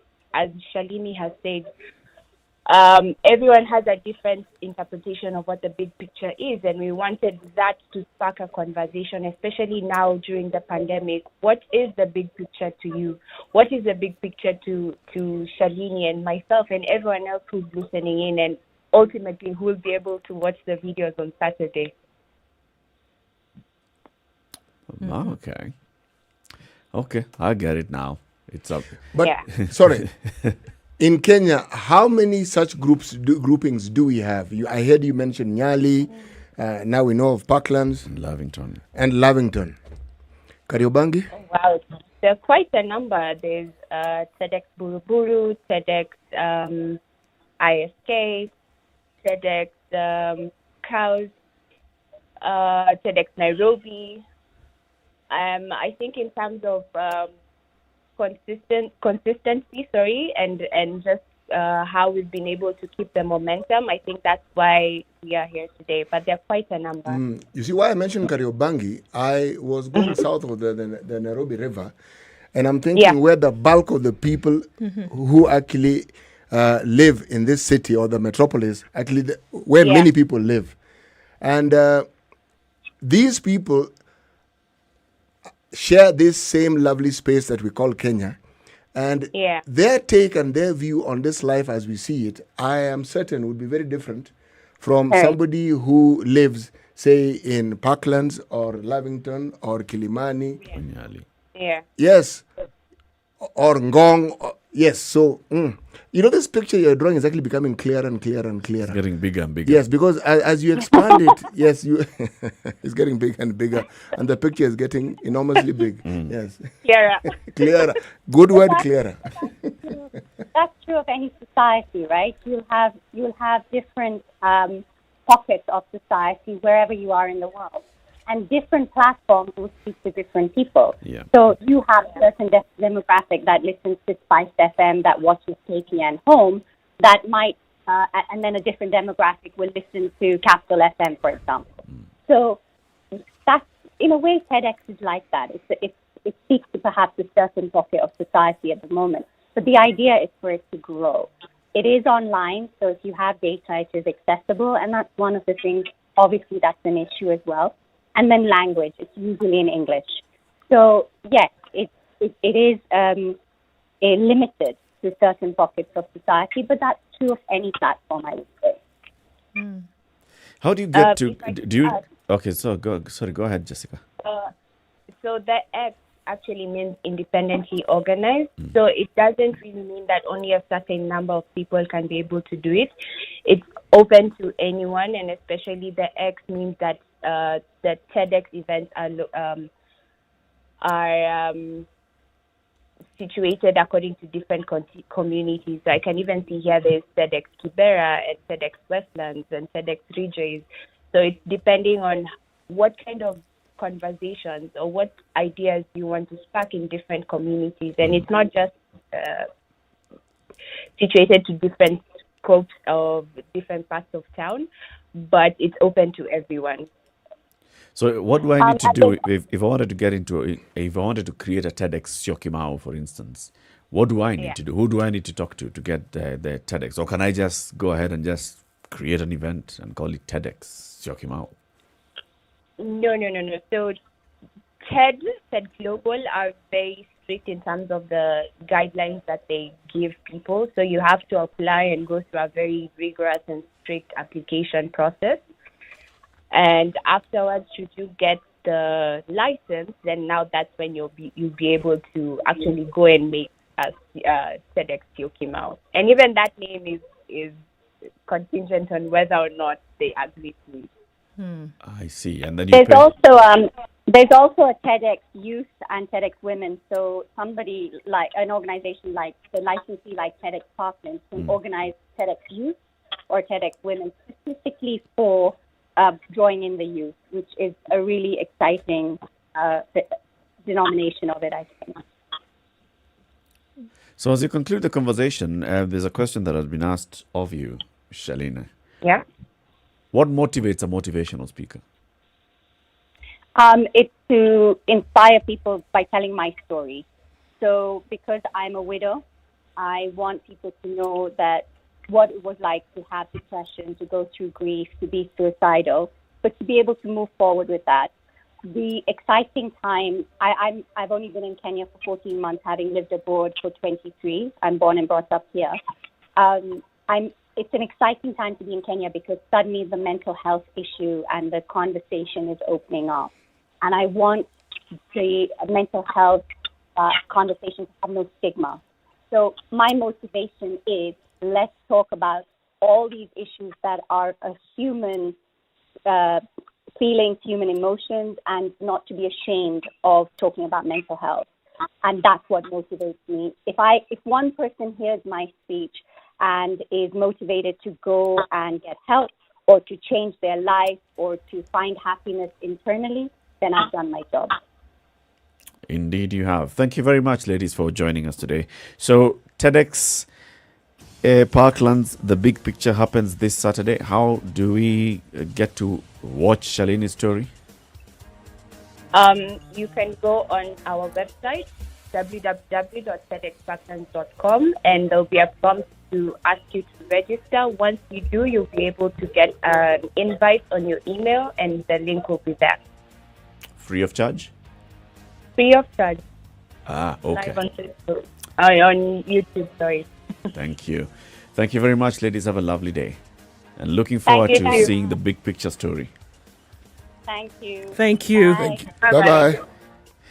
7:30, Kenya's biggest conversation continues. GenerationNextChallenge.com. Have you visited the website? GenerationNextChallenge.com. It's where now, yes, yeah, I know children are going to be reopening school next week, but still, they will need to participate in these challenges. Don't take much of your time. It's the GenerationNextChallenge.com, the Kenya National Challenge that empowers students in kindergarten through to 11th grade to acquire a deeper understanding of math, computer science, robotics, sharpening their computational skills, nurturing their creative abilities by connecting math to real life. If you log on to GenerationNextChallenge.com, please go in and register your child and let them participate in this. They'll enjoy it. It's a good thing to do. Let's take a break, see what's happening on the roads and the weather forecast for the day. And then the conversation continues. Good morning.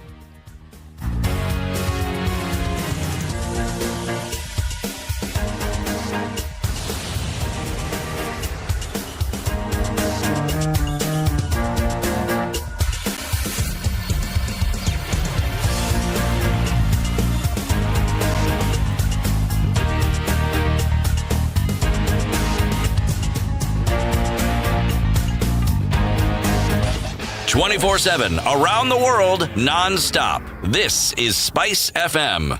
Hello. Halo, umesikia? Nimesikia nini? Hujasikia habari? Hebu acha nikuambie. Kile kimetokea. Hello? Hello? Hello?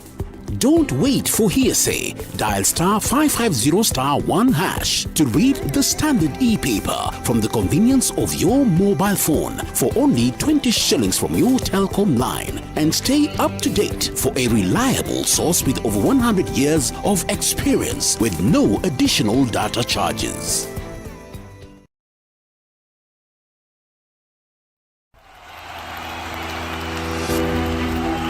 Four teams, 12 host cities, 6 groups, all battling for one trophy. The long-awaited Euro 2020 is here at last upon us. The fans might not be within touching distance. Good cross, Giroud attacks it and scores, and France are ahead! But the atmosphere will only get to a fever pitch. From the 11th of June to the 11th of July, catch the tackles, the goals, and all your favorite football stars as the elite European nations go head-to-head. The Standard Group brings you the UEFA Euro 2020 tournament live across our channel. Oh, what a wonderful goal! As the official UEFA Euro 2020 free-to-air broadcast partner in Kenya, because we live for the game. And that's why at Standard Group, sports lives here. Tengesa kidole, agano kidole. Thank you. The political class, the contestants, everybody is trying to outsteal the other. Remorse is not taught in any school. Manners is something you get from your mother.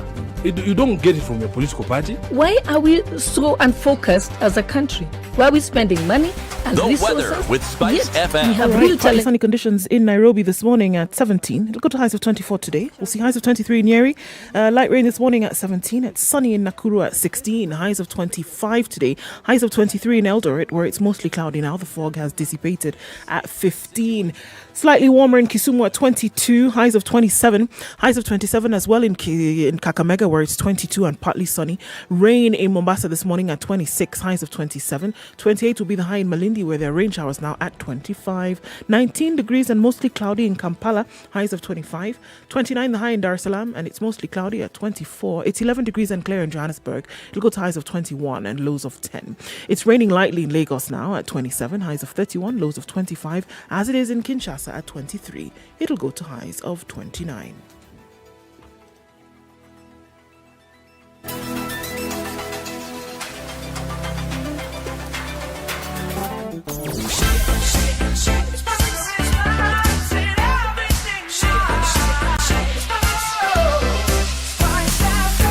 Spice up your life. All right, that accident that occurred on the southern bypass, that has been sorted out. So traffic is moving a lot smoother than it was previously. Still a little bit of that at the entrance to the southern bypass. Those coming from the ICD New Road can also use that, and that's not a problem. Coming off of Thika Road as well, we're seeing the normal Thursday morning traffic, as it were, coming out of Westlands all the way through Highway to the University Way roundabout. That looks pretty good as well. So we're not seeing any major traffic this morning, but being sorted out where there is. SpiceFMKE on Twitter. That's how you can get in touch, just in case.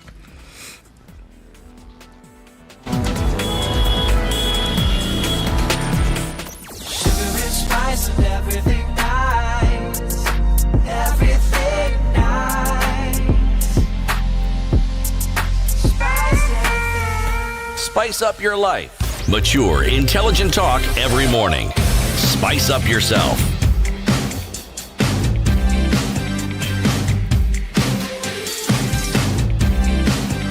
Mornings done right. 94.4 Spice FM. All right, 23 Nairobi. minutes to 8. The conversation continues in the Situation Room. It's CT Muga, Nduoko, Eric Latif. And back safely in Tanzania is President Samia Suluhu Hassan after a conclusion of a 2-day state visit, her very first state visit as President of Tanzania. and it was made in Kenya. And she made sure that she repeats and she clarifies that very well when she was speaking to our members of parliament. Yes, I went to Uganda, but I went to Uganda to sign a business deal. A state visit, the first one I have made to this Republic of Kenya.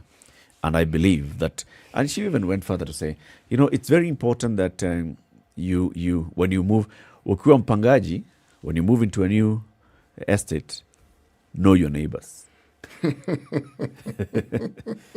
Very good language. Hey, ukiwa mpangaji. Yeah. This is not permanent. You're renting it. Yeah. You're leasing it. You're here for a season. And you've moved into a new place? Go and know the first thing that you want to do is know your neighbors. The entire Nyumba Kumi story. So that's what she's doing. She's met with the president of Uganda. She's done a state visit to Kenya. Definitely, she's now planning another, visiting other regional leaders and their countries and seeing how can we work together as a region. Very many people have said this signals, the thawing of relations. This signals a new beginning for relations between Kenya and Tanzania. She left Kenyans feeling hopeful that yes, with this country where we are the biggest investors in Africa, only after the other big countries and big economies like the US, the UK, China, we are there as the biggest investors in Tanzania. And she's saying, I recognize that. And I'm saying, come and do business. Let's find ways in which our people can live together more harmoniously.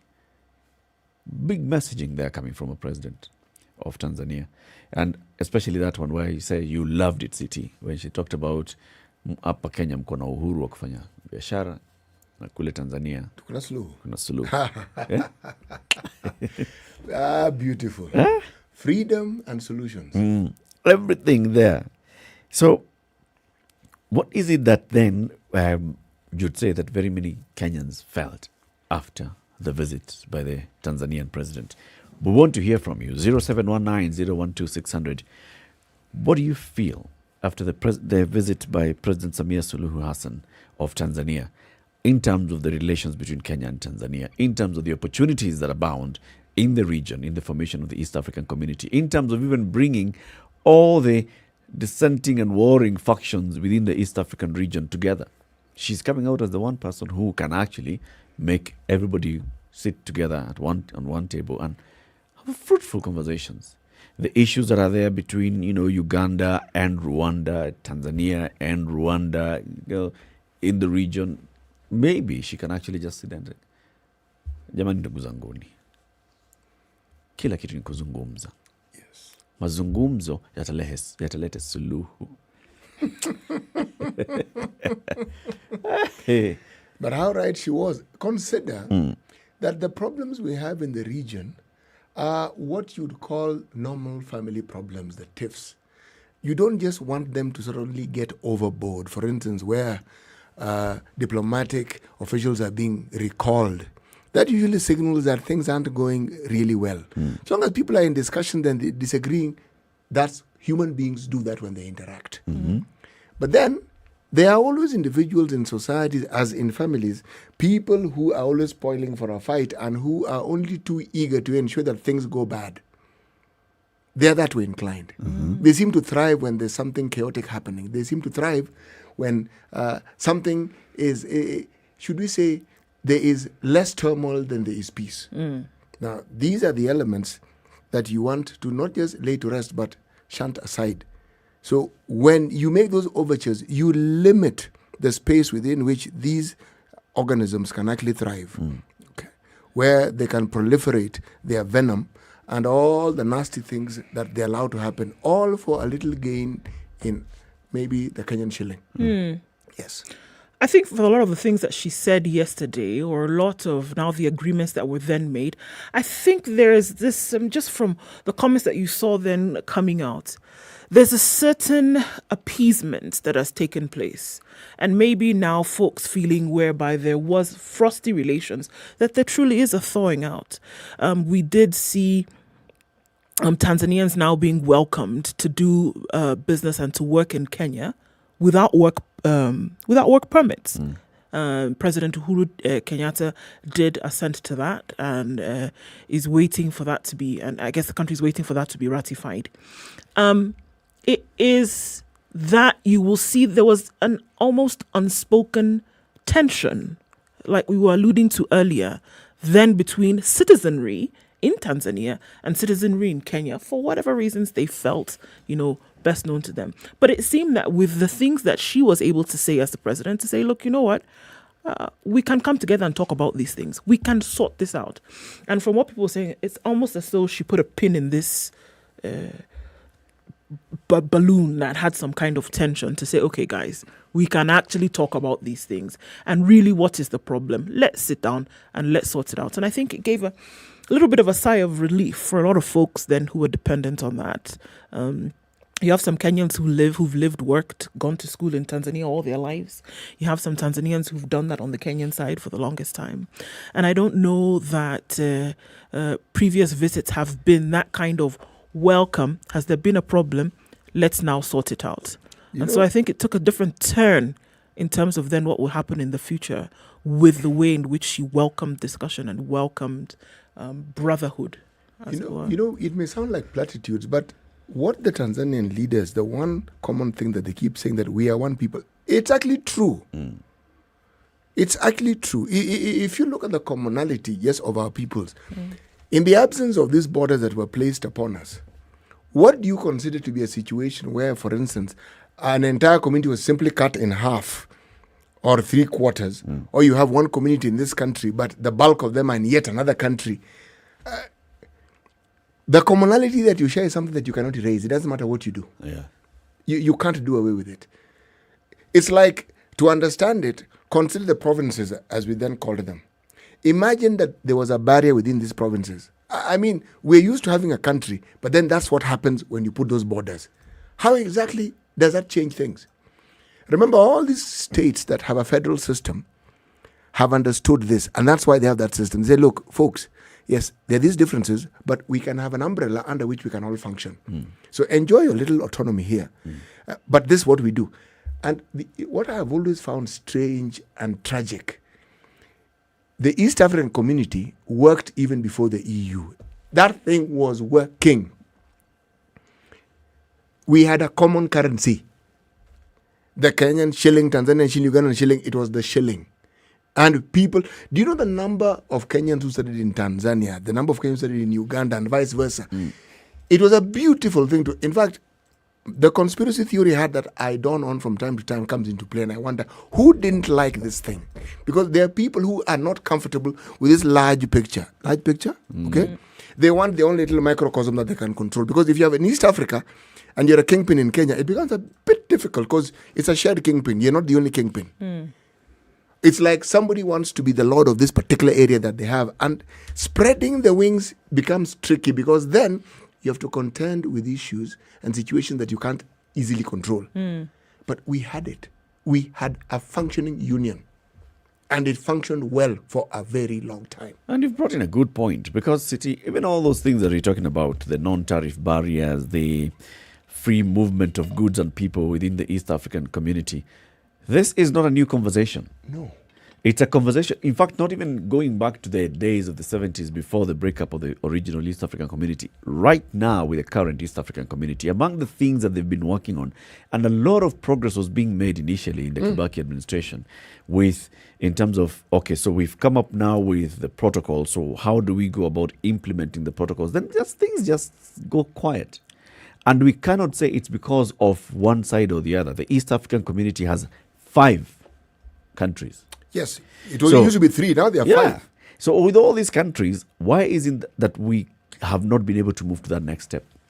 So yes, let's remove the the requirement for travel documents. Now you can only use your ID to cross over from Kenya into any of the 5 East African community countries. Okay, so what else about the tariff barriers and the non-tariff barriers?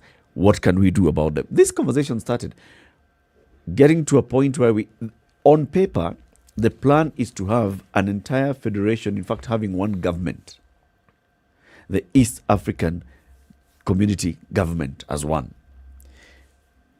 We have not reached there.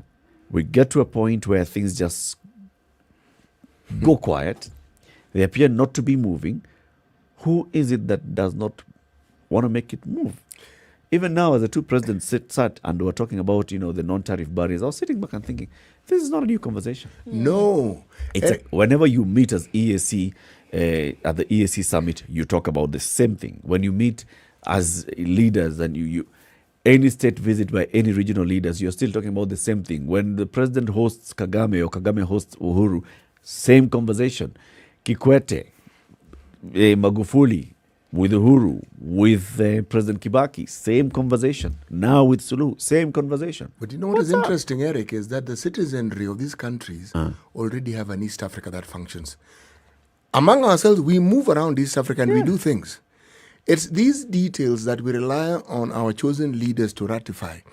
Think of an Africa Free Trade Zone area or an African EU. Okay? Look at the bargaining power we would have simply by ensuring that we speak with one voice. So when we talk to the US, we're talking as one voice. One voice. When we talk to the EU, we're talking as one voice. It would be an extremely powerful voice. Why is the EU so powerful? Same reason. Now, we've managed to have SADC, we've managed to have the West African Union. Again, there are these myopic perspectives that certain leaders have that unfortunately limit them from understanding the great benefit that actually can be derived from this one thing. Do you really think that the power of the regional leaders in a country like Switzerland, it's a small country, I understand, but do you think it is reduced because they have a rotational president? I think not. It's just an understanding. Do you think the power of the regional leaders in a place like Germany is reduced simply because they have to choose one chancellor? I think not. No. You think America, the governors have less power simply because they have to choose one president? The answer is no. You still go about your business as you see fit. But the thing is, it forces you to have consultations at a level that many of our leaders do not want. They want the consultation to be between themselves and a few chosen people who agree with them, and then they want to move forward. It's going to be a bit impossible, especially the people over which you govern then are a lot more in terms of number compared to you. Yes. So you're going to have to involve things that matter to them. They do not want that involvement. This discussion, it's going to have to happen. It. But if you listen to what President Suluhu said yesterday, I think that's on not wanting to have this discussion and then getting to the point where you realize that it's absolutely necessary to do just so. Because the relations that we see, when you have people at the border who are struggling to cross over, the truck drivers, it's not the presidents who are involved in that situation. No. It is Tanzanians who want to cross over. It is Kenyan tour drivers who want to cross over to Serengeti. It is the people who are dealing with their daily business every day and are seeing these things which are put in place by those few on top that is hampering their way of doing business, that is hampering their way of life. So these frustrations and this bubbling undercurrent of these issues have to be addressed, whether you like it or not, whether you want to or not, because the people over which you govern are the ones who are having these issues. And if you're going to get any kind of tension coming from them, it's going to topple your position in that terms of in terms of leadership. So you must do something then to cool tempers, number one, or to set things aright so you make it easier to do. To me, there would be an understanding of such. When you look at what President Uhuru Kenyatta then announced and said, all right, Tanzanians, come on over. Come and work. We understand it. We're not going to ask you for a work permit. It's looking at how difficult has it been. I've heard Kenyans talk how difficult it has been to go to Tanzania, for example, and get a work permit to work. It's frustrating. You'd rather look into another country or stay here. So if you see things like that happening, then even if you don't want to have these discussions, it's about time you realize that you needed to, because it's making life for the people over which you govern difficult. If you go to any border town or area, you'd understand that this discussion we're having here is completely irrelevant.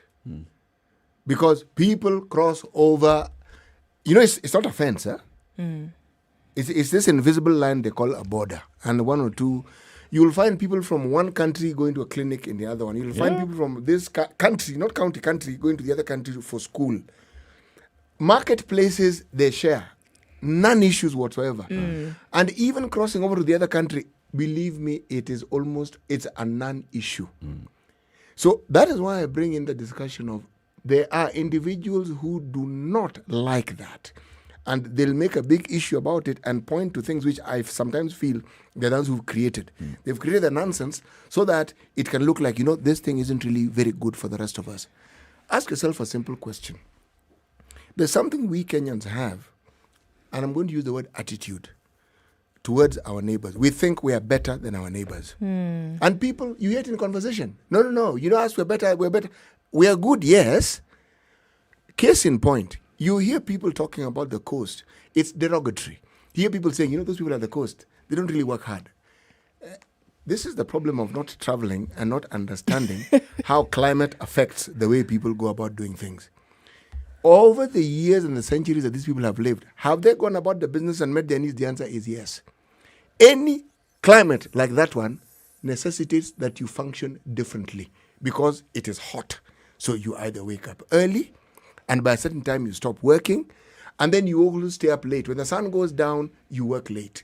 If you go to any of these places that are hot, I went to a school where you went to school, had lessons, 2 lessons first, then breakfast, okay?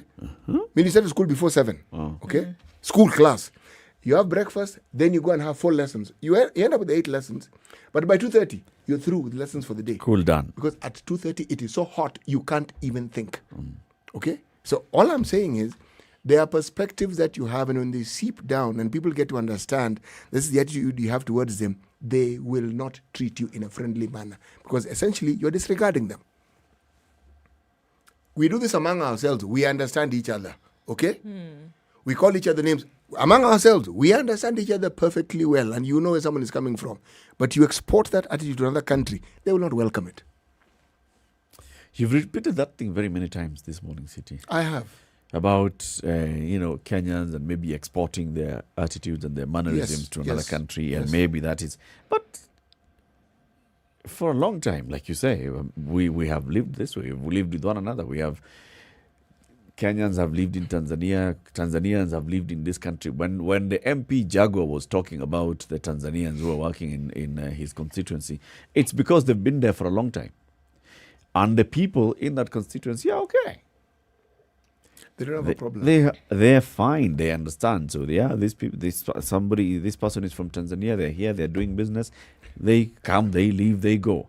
Yes, there will be those stereotypes that are branded on people. Even people from Nigeria and other West African countries who are in this country. There are many from the DRC who are in this country. Many. My friend, you'd be amazed at just how many there are. As I said, go to any camp, refugee camp, you will be shocked. It's a United Nations of this continent. You only think of our neighbors. You see, Eric, where I'm going with this discussion, why I keep bringing it up, is this. If you look at Kenya, we've had one really good fortune, and we must thank the Almighty for it on our knees. We've had peace for the longest time.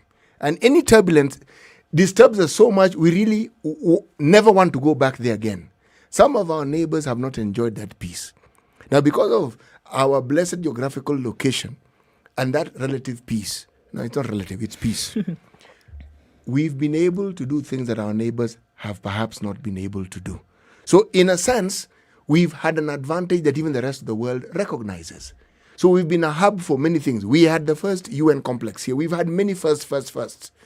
Now, all these things, it stands to reason you will make the people of that country feel we are better. We've had that advantage, yes. But the thing that makes us all one is that we are all the same people. Don't we complain of the Western attitude that they have towards Africans, or the Chinese attitude they have towards Africans? That's them bringing their mentality, which they have at home, to us. We don't welcome it at all. We push back. No, we push back. In fact, we react to it really badly. Yeah. Whereas probably what was intended was okay, but the moment it leaves their mouth, you feel okay. Is it because? I suspect that partly some of the things that we've been having with the issue with the USAID and camps arises from this sort of thing. It's like, what on earth is this person? It's not what he's telling you. It's this person is telling us this. So the attitude and the mentality that I have derived. So it's this colonial mentality again. That's what it gets to. The person may be very right. They may even, what they're saying may be true. But the moment that comes in, that discussion becomes completely different. Let me bring it down home to the domestic level. I know it's an adults in the room discussion. When your wife calls and asks you, where are you, as a man, what do you hear? Not what she says. It may be a call for concern. But what do you hear? Because the reaction that follows, it makes you wonder, what on earth did this person hear? Not what was said. It's who are you with? That's what you hear.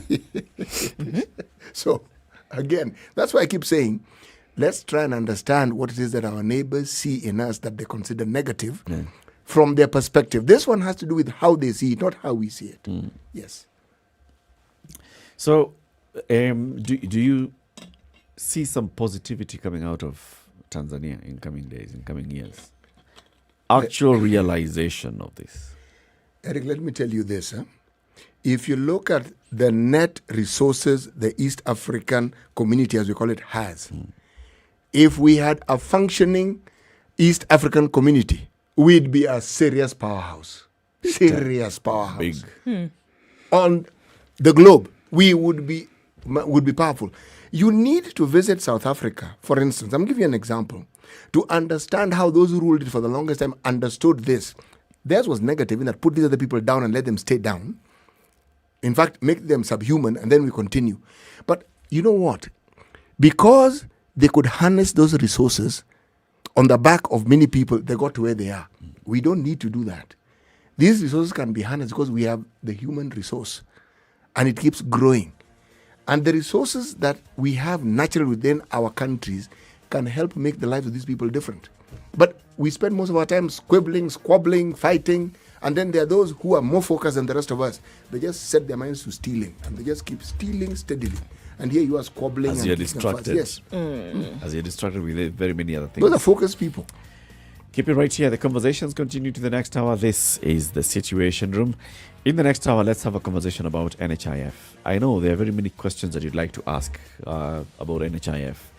How much do you owe? How much do you need to pay? If you pay this, how much does it give you? Does it allow you to seek medical treatment in any hospital in the country? Or can you actually fly out abroad for this? The NHIF amnesty. What's that? What's it all about? We'll be speaking with the manager in charge of public education at NHIF in the next hour. It's now 8 o'clock. Good morning.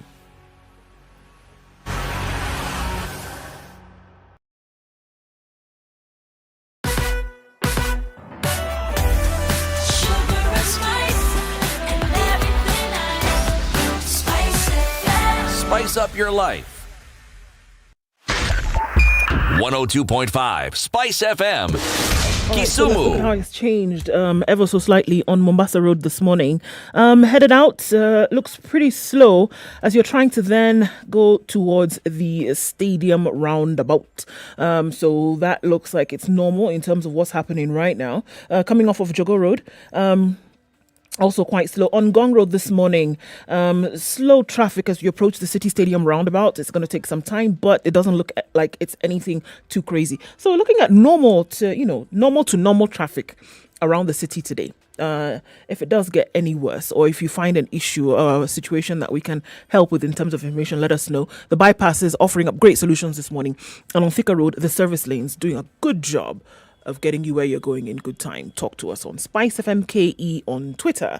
Text on 40127. Keep things moving this morning.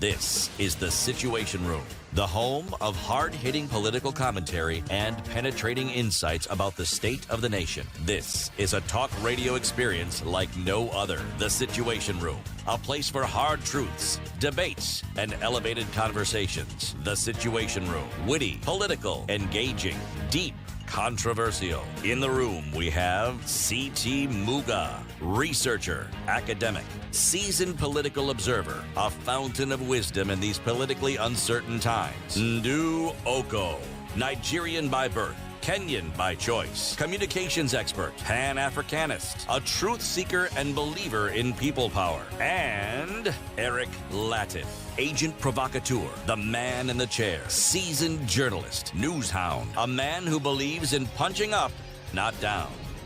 This is the Situation Room.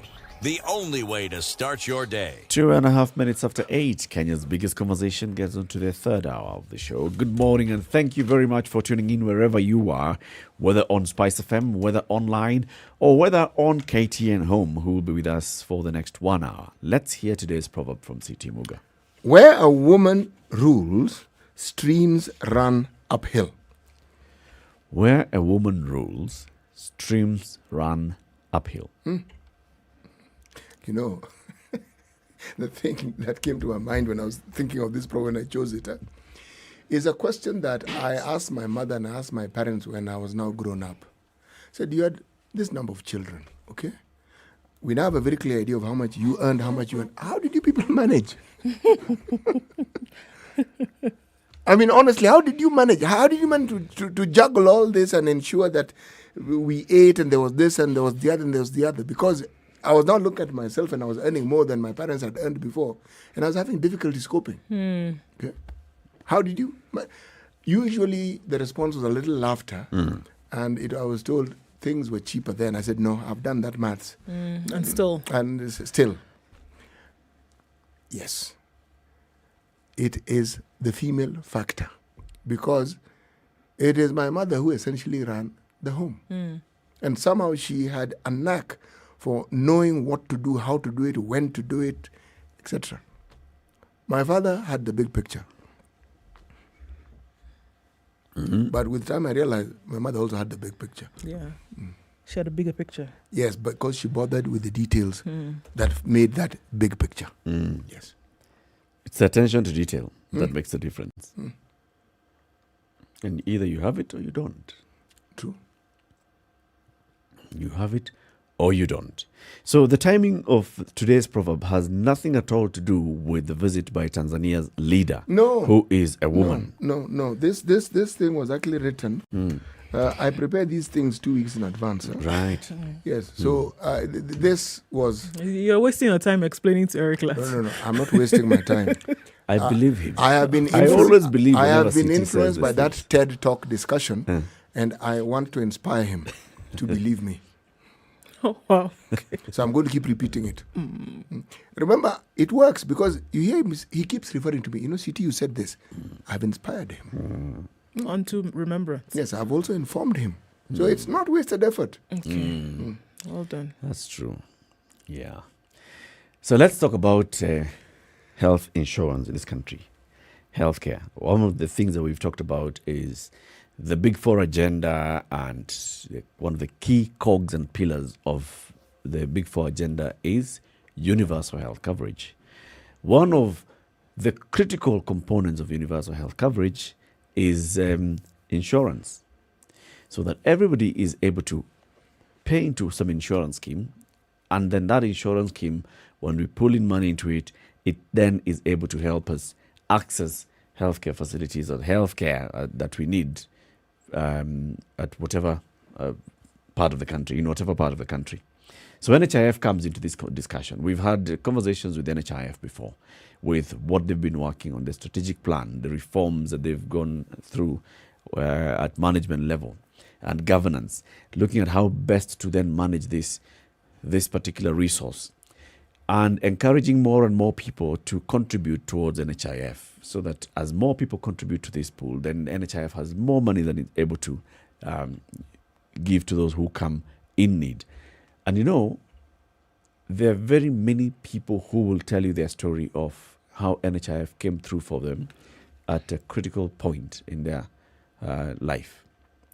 Somebody went to hospital, they're at that point, and they basically need to get admission.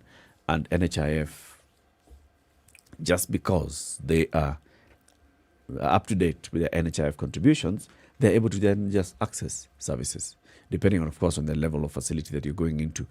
Many people will tell you, I needed dialysis, and NHIF just sorted out dialysis. I needed to go through chemotherapy or any other cancer treatment, and NHIF was able to basically come through for me during this one.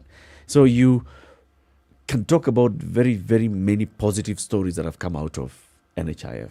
And there are very many concerns also that have been raised by contributors. Okay, so I contribute this much, I needed this much, I applied, and then I'm told NHIF cannot cover the full amount, they can only cover X amount.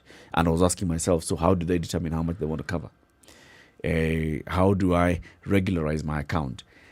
Cases of fraud that used to be there before, of someone being told, you've actually spent X amount of money through NHIF in the last year.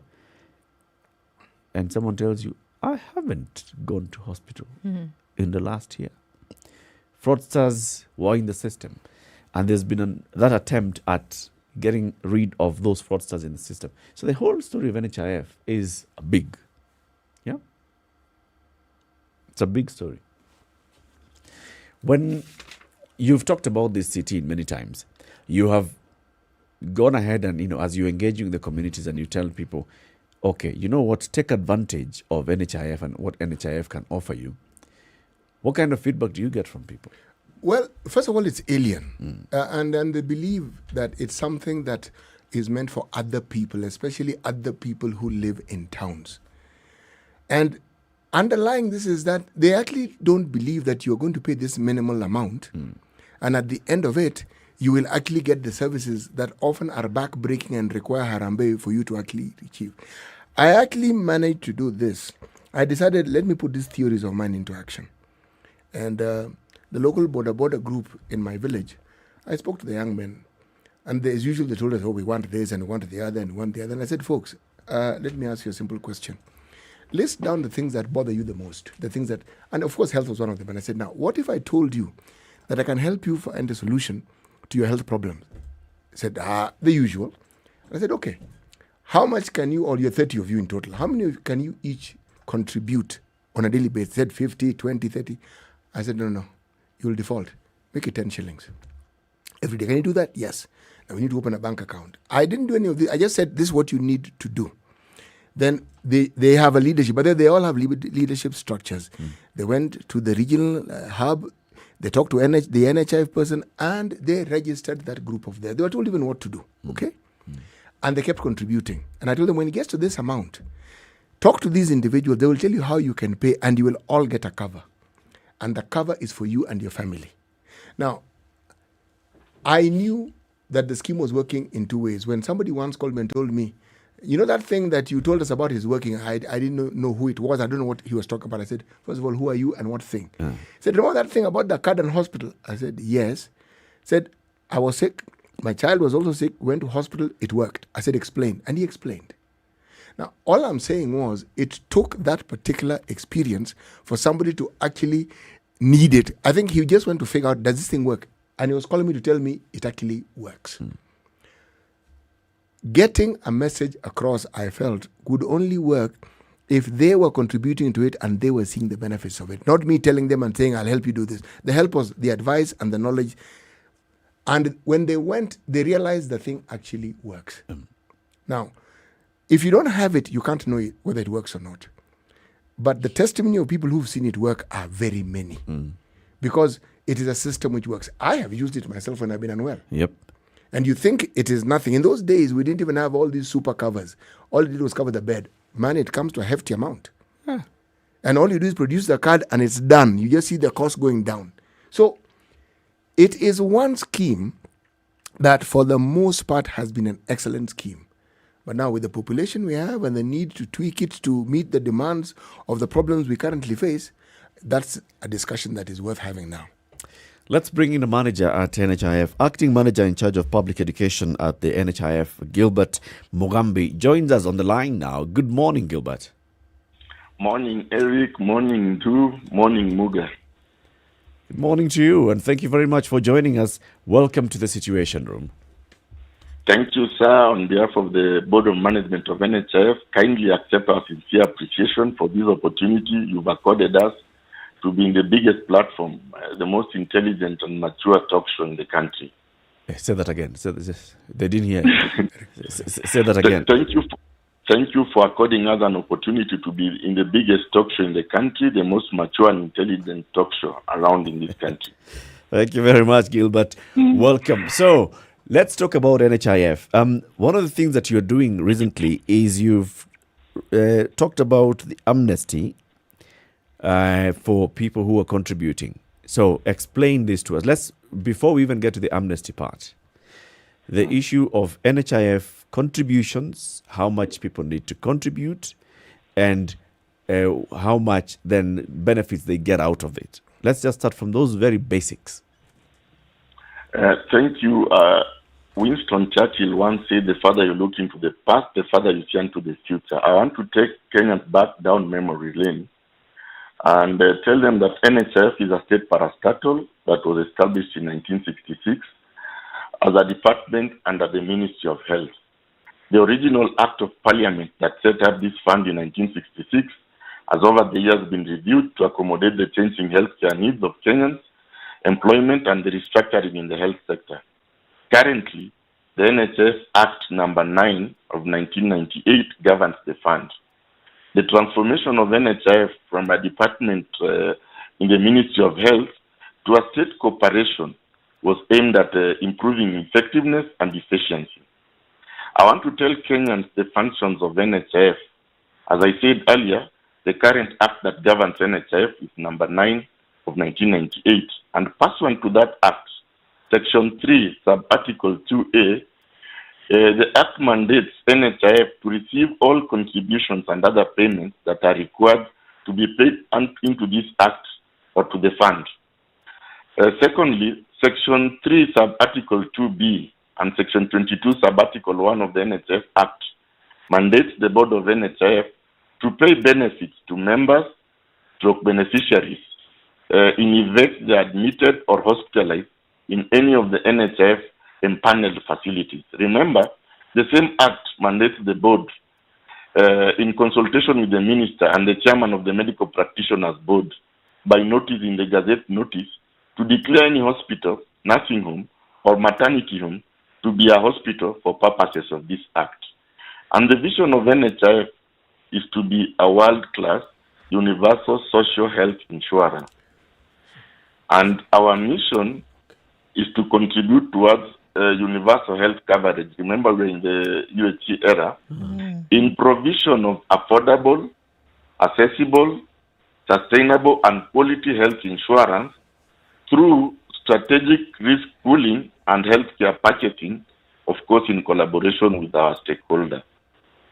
As per the books of records, that is the financial books, the cumulative membership of NHIF as at 30th June 2020 was 22 million beneficiaries, constituting of 9.5 million members and 12.5 million declared dependents. And when I talk of declared dependents, it implies the declared spouse in our database.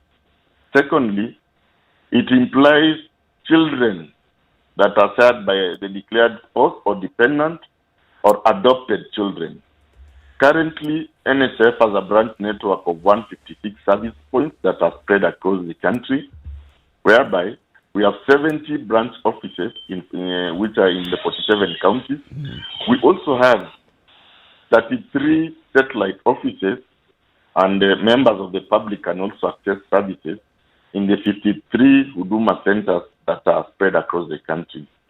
Of particular importance of what I want our members to know, that NHIF has undergone digital transformation. You do not have to visit any of the NHIF offices for you to acquire services. We are available on the digital platform. That is through the self-care platform. That is for those who are blessed to have a mobile telephone. You can dial star 155 hash from your feature phone, or what I call Mulika Mwizi. For those of you who are blessed to have an Android phone, you can download my NHIF app, which is available in Play Store and Google Store. We also have a 24-hour customer call center, and there's a toll-free line, which is 0800 720 621. Over to you, Eric. Very, very good introduction of NHIF and what you've been doing. Let me just focus on the 9.5 million members, and these are the contributing members, right? Yes, sir. How many of these, or what percentage of these, are people who contribute from formal employment through direct employment, and how many are, what do you call them? Is it voluntary members? Yes, we as I mentioned earlier, we have two cadres of members in NHIF. We have the voluntary members and what we call informal sector, Juakali. As mentioned earlier, at NHIF, we administer 2 tiers of schemes. That is the national scheme, which is also our flagship, known as Super Cover. And we also have other schemes. When I talk of other schemes, we have other schemes that are subsidized by the government of Kenya. For example, we have Linda Mama, which is popularly known as the pre-maternity program. We have the health insurance subsidy program for orphaned and vulnerable children. We call it OVC. We also have the health insurance scheme for older persons and persons with severe disabilities. And when we talk of older persons, we are talking of Inua Jamii. We also have the public secondary schools cover, which is popularly referred to as Edu Afia, which was launched by His Excellency the President in 2018. Now, for the national scheme, we have the formal sector, that is people who are unemployed, and we also have the informal sector, the Juakali artisan. Now, the question that you raised is the percentages of members of the national scheme and the vis-a-vis the informal sector. To give you the numbers, I'll start with the sponsored program that are catered for by the government of Kenya. One, we have the health insurance or orphans and vulnerable children, where we have approximately 180,000 households that are on board. For orphans and persons with disabilities, we cater for 42,000 households. And for Lina Mama, 1 million Kenyans have benefited from the same. When it comes to the national scheme, I'll give you a percentage. Majority of our members are the national scheme, who constitute about 60% of the members who are members of NHIF. I see. Over to you, Eric. So, I mean, just talking about NHIF and then what it has to offer, I think there's still so much in terms of questions, that the general populace has. It's interesting that Mr. Mugambi has talked about, some of these other schemes, even still within NHIF, that you can have access to, that I think very many folks just are not aware of. Are you paying a different amount? Are you paying a different premium every month? Is a certain amount deducted from you to be able to have this done? Can you pay the first one and then have immediate access to health? These are the issues of, do I pay and then 6 months later is when my scheme then is active and I can go to hospital? How much does it cater for? I think with all of these and the different ones that we are seeing, what he's talked about now, Inua Jamii, Inua Elimu and things like that, who does it cater to? How much does it help? Do I have to pay more? Do I have to pay less? And I think there's a lot of information floating about that needs to be grounded in terms of what can I do? What can I have access to when I go? Because it's vital. People's health, and then being able to cater for some major medical intervention that you need. And you don't have to pay out of pocket is a big deal for a lot of folk. But it is absolutely necessary for us to know what it is that you can have access to by paying a certain amount every month. I like the fact that there's a lot in terms of what's on the table, but I think it must be streamlined in terms of information to people to get to know what is available. I think that, the bit about information and sharing information, maybe that's what the job of the public education manager is. And Gilbert, we're happy to have Gilbert on the show here with us. People getting to know. So if I contribute, say, 500 a month, 6,000 bob a year, do I need to know whether I'm in the national? I just need to know that I can access this. However, there's the second bit of, so what do I get out of it once I've contributed, which is the issue that you're raising. So once I've contributed, what do I get? Is there another scheme where I can get something else? And maybe those other schemes are the ones that are very specific. For example, the Inua Jamii one is for people of a certain age or people of a certain social background or inclination or social or ability as well. So if, for example, we are saying that there are people who the government is sponsoring, those ones, have we captured everybody who deserves to be in this particular scheme?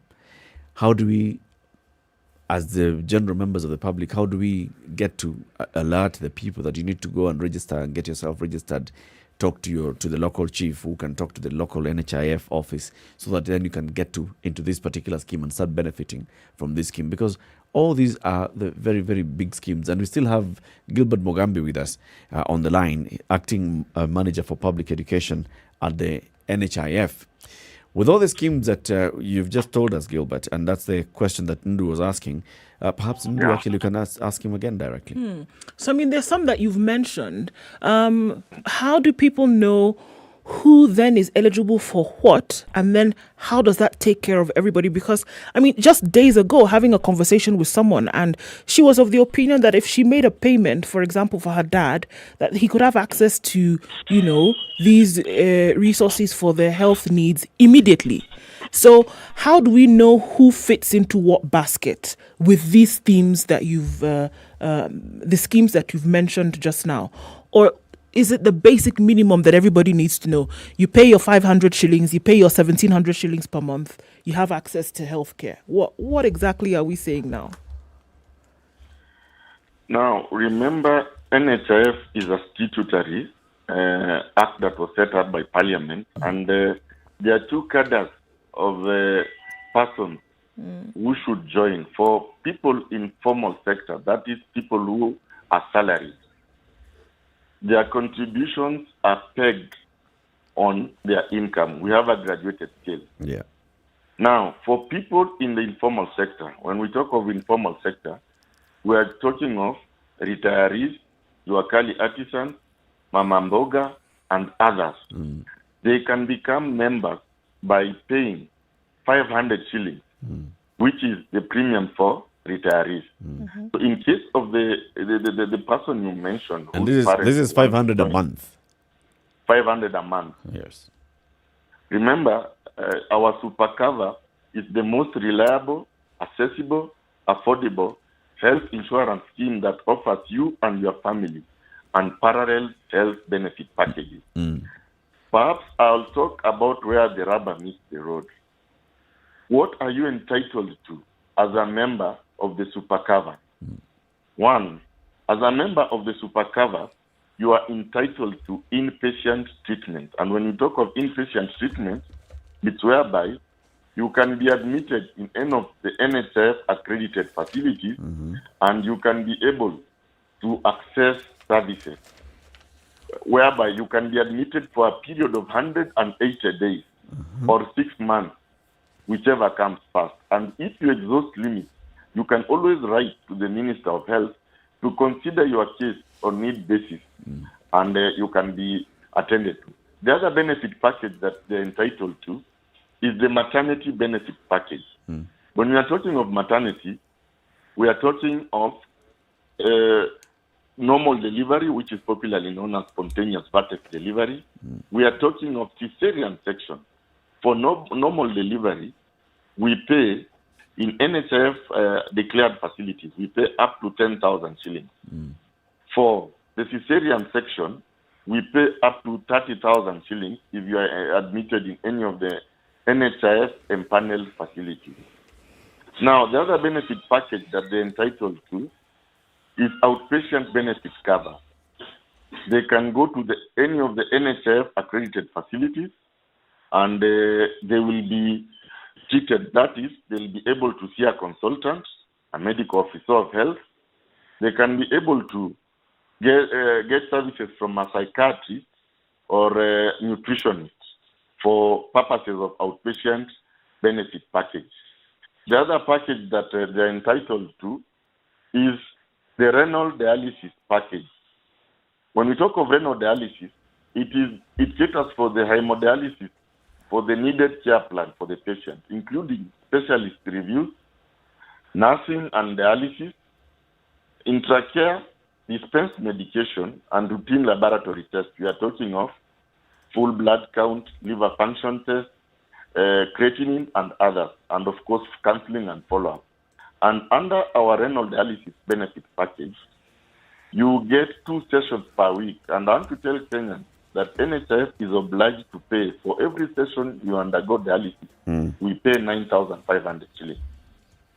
For the rehabilitation package, which I want to tell our audience that we shall be marking the mental health week, which I'll share later, we have a rehabilitation package which caters for drug and substance abuse, that caters for rehabilitation treatments for persons addicted to harmful and hazardous psychoactive substances. And for access, this is available in contracted healthcare facilities.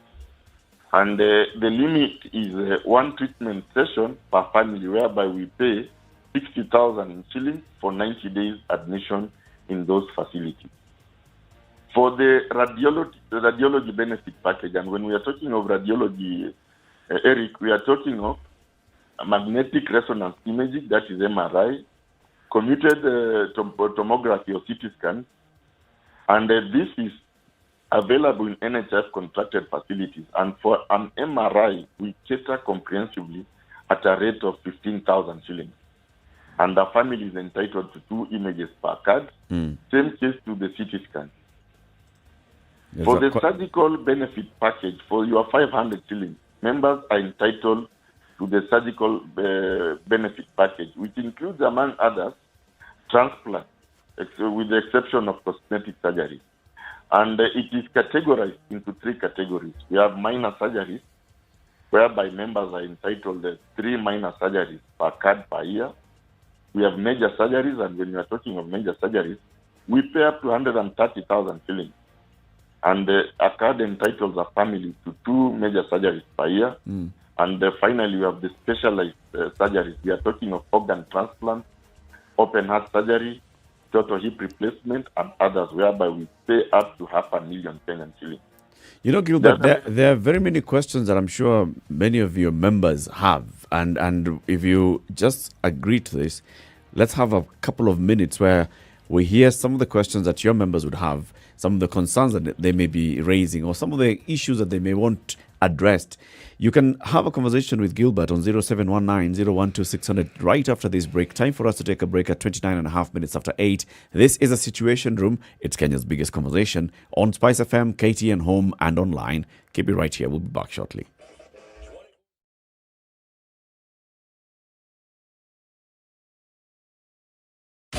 "24/7 around the world, non-stop. This is Spice FM. For many of us, home is a place where we find our inner peace. A place where we find the most comfort. A place where we recharge. A place where we create laughter and all the good memories. But most importantly, a place where we all belong. At KTN Home, we believe there is something for everyone. So catch all the comedy, telenovelas, Nollywood, music, sporting action, kids shows, documentaries, movies, dramas, and reality shows, all to make you and your family feel right at home. You can also stream live at www.standardmedia.co.ke/KTN Home/live on your favorite device. KTN, welcome home. 24/7 around the world, non-stop. This is Spice FM. It's time to answer questions that are worthwhile. The Big Quiz Show is here. Register to play from the comfort of your home by SMSing the word JOIN to 23774. Then watch the live show on KTN every Sunday from 8 p.m. where you could have a chance to win a milli. The fastest and most accurate answers are guaranteed to win. The Big Quiz Show, Sundays at 8 p.m. only on KTN.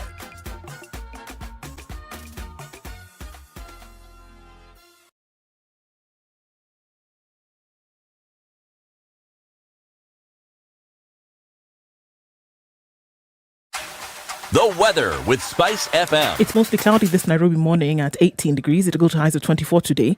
It's 18 and lightly rainy in Nyeri, highs of 24 and lows of 15. 24 will be the high in Nakuru, where it's sunny at 18, and it's mostly cloudy in Eldoret at 17, now warming up slightly. Highs of 23 and a chance of rain. 28 will be the high in Kisumu today. It's now partly sunny at 23. It's also partly sunny in Kakamega at 23, going to highs of 27. 27 will be the high recorded in Mombasa as well, where it is raining at 26. 26 and rain showers in Malindi, highs of 28, highs of 26 in Kampala, where it's mostly cloudy at 21. Mostly cloudy conditions in Dar es Salaam at 24 degrees, highs of 29, and highs of 21 in Johannesburg, where it's sunny at 9. And it's now raining again in Lagos at 27, highs of 31. And it continues to rain in Kinshasa at 23. That'll be the low for today, going to highs of 29.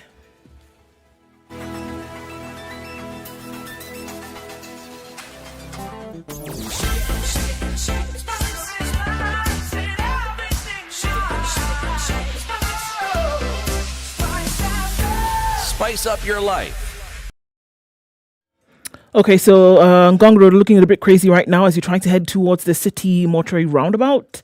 That one will open up and we'll see the details of that, but it shouldn't be too crazy. The southern bypass looking pretty good as you then connect with said Langata Road later. It's not too bad. The service lanes now on Thika Road moving a little bit slower, not as quickly as they were before, but they're moving, so it's not too bad. The Pangani underpass is where you will find some traffic as you then connect from Muthaiga Square and Kiambu Road respectively. Okay, so it's not too bad right now.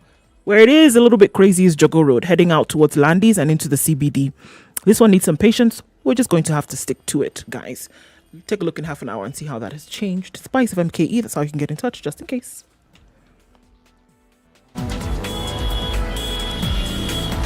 Spice FM. Spice up your life. Mature, intelligent talk every morning. Spice up yourself.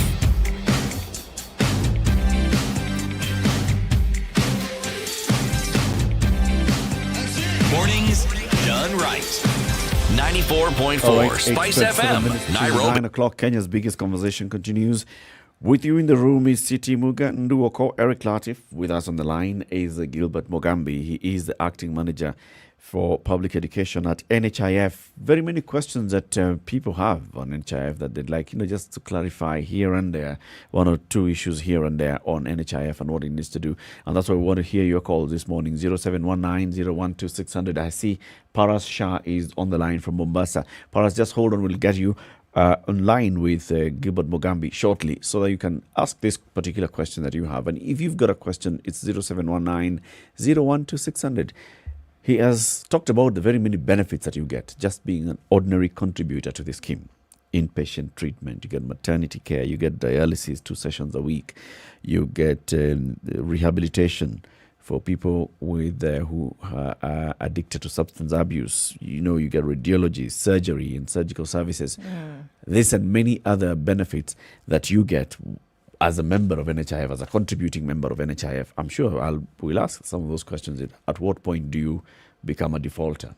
And how soon can you start accessing the benefits when you register to NHIF? Those are many other questions. Gilbert Mogambi is still on the line with us. Let's go to the phone lines and hear from Paras Shah in Mombasa. Good morning, Paras. Good morning, Eric. Good morning, everyone in the room. Good morning. Good morning, Paras. Morning. Okay. I would like to commend Gilbert on the benefits that the NHIF, the enhanced benefits that they're offering. They've done a really good job. The only question I had was the number of private hospitals on their approved list has reduced considerably in the past few years. And I would like to know why so. Because I actually have been a beneficiary of this scheme. I took my wife for a small surgery in MP Shah, Nairobi, and the NHIF really helped me out. But in Mombasa, I think most of the private hospitals have opted out, except for the bed charges that they approve. So I would like to know why these private hospitals have opted out of this. Why that is changing. Thank you very much, Paras. Just stay on the line or just keep tuned in and he'll answer that. Josiah in Molo, good morning. Morning, Latif. Morning, everyone. Good morning. Yeah, I've got a question to Mugambi. My dad is a retiree, contributes 500 shillings on a monthly basis. Okay. But all of a sudden, I think his provision has reduced. And I would want to know what has driven this or what's causing this. Initially, he was getting 25,000 for his chemo. And currently, it's reduced to only 18,000. Okay. And for this year's contribution, he was asked to pay full year before he enjoys the services. So this disparity is what I wanted clarity on. Okay. So that we understand what's driving these changes. Good question. He'll answer that shortly. Let's hear from Karanja in Naivasha. Good morning. Good morning, Eric, Kidu, and Good morning, Good morning. Karanja. Morning. Communication to ask you, Mukambi. Mhm. La kwanza nini, wacha niongee na Kiswahili ni hivi. Mwanamke amepata mimba. Na wewe ni contributor, mimi ni contributor. Bibi yangu amepata mimba, nimempeleka pale hospitali kuderiva. Na ile miezi ya ile kadi ya kliniki anapatiwa, kuna dawa inaitwa anti-D. How comes wanaambia yule contributor alipe ile anti-D, na kadi nimesikia kuna hii ya health care hii ya Mama Gena. Haya. Ya Margaret Kenyatta haya. Na swali la pili. Ikoaje sasa hii kadi? Mtu akienda hospitali hujalipa kwa mwezi moja, lakini ni yule employee wako hajalipa. Lakini ukienda pale wanakuambia hapana, hutatibiwa kwa sababu hajalipiwa. Ili hali ni siku moja, ili hali umetanga hiyo miaka yote, lakini hujai kosa kulipa. Hiyo ni swali langu. Asante sana, Eric. Thank you very much. Gilbert, respond to those before we take more. Starting with the number of private hospitals in the country. Thank you for the caller from Mombasa. I want to assure him, as part of our mandate towards 100% attainment of universal health coverage, there is a deliberate effort to expand the branch network across the country to enhance access to healthcare services. As a matter of fact, we have up to date empaneled 8,189 healthcare providers as at June 20th, 2020, from 4,281 declared providers in 2017. You can note that is an increase of round about 66%, and these include government, faith-based, and private hospitals. You note there's been a deliberate effort to expand the length and breadth of services by empaneling government providers. But to go back to the question that the caller raised, some healthcare providers, especially private ones, declined to administer some of the packages we offer. Okay. For example, we have a duty as NHIF to ensure we give our members affordable, sustainable healthcare services, and we have a surgical benefit package. What we did, it was willing buyer, willing seller. For the subscribers who indeed subscribed to our benefit package, they were given the surgical benefit package. For the private ones who thought it was not sustainable and who are geared towards profit, they didn't sign up to some of those packages. That's why perhaps the member was turned away. Okay. On the issue of chemotherapy, yes, which has been raised by the second caller, that there has been a reduction. What I want to tell the member, NHIF reimburses healthcare providers based on service level that are issued by the Kenya Medical Practitioners and Dentist Board. Remember, we have level 1 up to 6. But for chemotherapy, this is specialized services based on where they access services. For example, the amount he talked, the 18,000 that his father was accorded, can comprehensively cover the member if you were to go to a government or faith-based institution. But if you were to go to a higher-end premium facility, then there could be issues. The money could not be sufficient. We have not reduced the amount.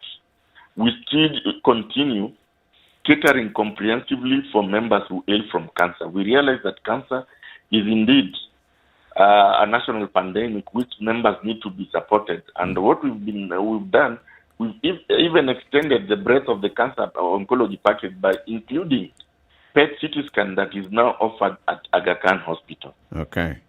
So why were they asked to pay in full for them to continue accessing the services? Now, for payment, remember, the definition of a member pursuant to Section 15 of the NHIF Act is one who has remitted contributions up to date. That is a member of regular and good standing. So in event you've not paid your premiums, and premiums should be paid on or before the 9th of the following month, then you'll be asked to top up. But over and above that, for these specialized cases, we want to ensure that the patient gets the entire continuum of care. And sometimes we propose for them to pay upfront so that they don't end up missing critical services at the point of need. Which also then segues into Karanja's question on late payment. So the deadline for payment is the 9th. If your employer has already deducted from your salary, but they have not remitted by the 9th, why would you be going for the member? And the member can clearly demonstrate that they have already been deducted. On the issue of late payment, I want to start by educating Kenyans that contributions due to NHIF should be paid on or before the 9th of the following month. There are penalties or sanctions that arise for payment of late contributions. I'll start with self-employed persons. If you are self-employed and you remit after the 9th, that is, you make late payments, your payments will attract a penalty equivalent to 50% of the late payment. Remember, self-employed persons remit 500 shillings per month. So if you make late payments, you will pay the 500 plus the accruing penalty, which is 250 shillings. In the case of employers like Karanja, who is employed, it is a requirement of the law that the employer deducts and remits their standard contributions to NHIF on or before the 9th. But in event of a default or late payment, the employer is obliged to pay a penalty that is equivalent to 2 times the amount he failed to pay. But they can always write an appeal to the management after paying 25% of the late contributions for consideration. Now, what I want to advise members of the public, in event you realize your employer has deducted and not remitted your amount, kindly get in touch with any of our branch offices or satellite offices so as to enable our enforcement officers to follow up with the said employer. Okay. Before you answer the other question by Karanja, which was about accessing maternity care, let's hear from 2 other callers who are on the line. One is Mbarak in Ruaka, and then we'll hear from Henry in Mathare. Mbarak, good morning. Hi, good morning, Larry. Good morning to you. It was good. I had this question, and maybe if I can be asked, I can be given some kind of answer. Yes. The problem is where what are the benefits of the of NHIF facilities introducing this kind of you need to select specific hospital or specific facilities to get the services, maybe of external, right, 1 day or outpatient. Okay. Maybe somewhere you are very far, maybe you selected somewhere in Nairobi, but due to 1 to 3, maybe you find yourself in Garissa and you are sick, you don't have money, so you can't access the inpatient because you selected a different facility. We'll ask him that question. Thank you very much. Henry in Mathare, good morning. Good morning to you. How are you? Mimi nauliza swali mtoto akifikisha 18 years and above na yeye bado anategemea mzazi, bado anaweza endelea kutumia hii NHIF card ya mzazi? Yeah. Are they still considered dependent? Okay. Na yeye bado ni mwanafunzi. Good question. Gilbert, you're still on the line. Yes, I'm still on the line. All right. So maybe you can start with this latest one by Henry. Upon attainment of the age of 18, this person is still very much dependent on their parent. Are they now considered an adult and no longer dependent? Now, the NHIF Act is very generous and we cater for our members. The cover provides for dependents. And when we talk of dependents, we are talking of declared children in our database. Now, it caters for children up to the age of 18 years. But after 18 up to 21 years of age, if the children are in a full-time post-secondary education institution, we are talking of tertiary institutions, polytechnics, universities, and colleges, they still continue benefiting from the NHIF, the super cover benefit package. What needs to happen for Henry, he needs to visit the nearest office and supply documentary evidence indicating that the child is in a full-time or secondary institution, and they'll be catered for comprehensively. And in event these particular children fall sick, it is a requirement that they bring a copy of the student ID, a letter from the institution indicating that they are bona fide students in that particular institution, and finally, we might once in a while ask for additional evidence, either school fees receipts or others. Otherwise, we do cater for them comprehensively. Okay. The issue of selection of the facilities. Choice of facilities, very important. One of the benefit packages, and I said I didn't have time to mention that we administered 10 benefit packages. One of the benefit packages under Super Cover is known as the outpatient benefit package, whereby every quarter we accord our members a democratic right to select a convenient facility of choice where they can be able to access outpatient services. For members who are comfortable in their particular outpatient facilities, they do not have to select facilities of choice. And as I mentioned, NHIF has undergone digital transformation. Members do not need to come to our offices to select facilities of choice. By the comfort of their phone, they can dial *155#, or for those of them who have Android phones, they can download my NHIF self-care platform, and from the comfort of their phone, they can select facilities of choice for the principal member, the spouse, and the declared children. What I want to bring to the public is choice of facility is done quarterly, but implementation is biannually. That is in June and December each calendar year.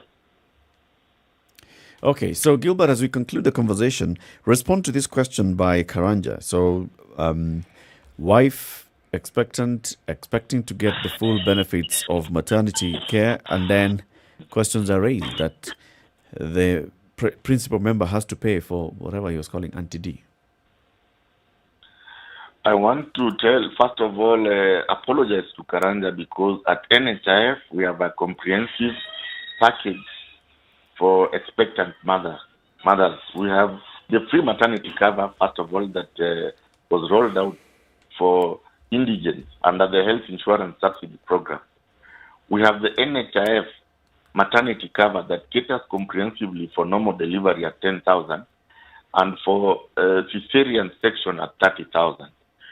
We know that there are some errant facilities that have taken advantage of our ignorant members. And Eric, I want to say that knowledge is power. The Holy Book tells us that my people perish because of lack of sufficient knowledge. In event you've been told to co-pay, I humbly appeal to members of the public to reach out to the 70+ branch offices, whereby we have what we call quality assurance officers, who are clinicians and medics, who are tasked to ensure that the services rendered to our members meets the need of medical necessity. So we can go to the nearest office and have the issue sorted out. Okay. Final question by Dennis Nyangule on social media. Kindly ask Gilbert why people who are employed in the private sector cannot get dental services using NHIF, whereas those in public sector can. A very good question. As I mentioned, at NHIF, we administer two types of schemes. One is the national scheme, popularly known as Super Cover. We also administer enhanced or corporate schemes. When we talk of corporate schemes, we are talking of schemes that the government of Kenya has procured for its staff. For example, we have civil servants, members of the National Police and Kenya prisons. We have government parastatals, universities, county governments, and others. For this enhanced scheme, the government has paid additional premiums to cater for them comprehensively. They are, among others, entitled to optical and dental benefit package pursuant to the aggregate limits of liability, which is about 40,000 for optical and the 50,000 for dental. For the national scheme, we do cater for opticals and dental for the national scheme. under dental, we cater for tooth extraction, and of course, under the outpatient benefit package, consultation, whereby you can consult a dentist or optician. But for the optical services, for optical surgery, they are catered for comprehensively under the surgical benefit package. Okay. Gilbert, as you can see, there are very many questions that people would like to ask. So let's arrange to have you more often, so you can be responding to some of these questions, and also shed light on what NHIF is doing, new programs that you're introducing, new schemes, new information that you'd like people to know about. This is a platform that we can use. Thank you, sir. Asante sana. Kenya's biggest conversation continues on Spice FM. Thank you very much for tuning in to KTN from 8 a.m. up to now, 7 minutes to 9 o'clock. You can switch over to Spice FM 94.4 Nairobi, 87.9 in Mombasa, Kisumu is 102.5, 96.0 in Nakuru, 96.7 in Eldoret, Nyeri is 90.9, and Malindi is 97.7. In the next hour, we'll be having a conversation with a member of parliament for Ugenya constituency, David Ochieng. So clips have been going around on social media. This man was speaking in parliament and was saying, if I were president, these corrupt people, these ones that we keep talking about here, left, right, and center, what do you do with them? There's one word that Kenyans like using, ndani. No, it was a little bit worse than ndani. His is inje. Off with your head. Promotion to glory. Yes, that's what he says. So is it time to have that kind of radical approach to this serious problem of ours that's called corruption? We'll have a conversation with the MP in the next hour. Keep it right here. As we do that, remember to log on to jobs.standardmedia.co.ke, because this is one place where very many jobs are being advertised on a daily basis. Jobs.standardmedia.co.ke. Go there, check out the jobs that have been advertised. If you find one that suits you, apply. If you don't find one that suits you, register for a newsletter. And anytime the job that suits you is advertised, you receive an alert on your SMS or on your email. Jobs.standardmedia.co.ke. Good morning.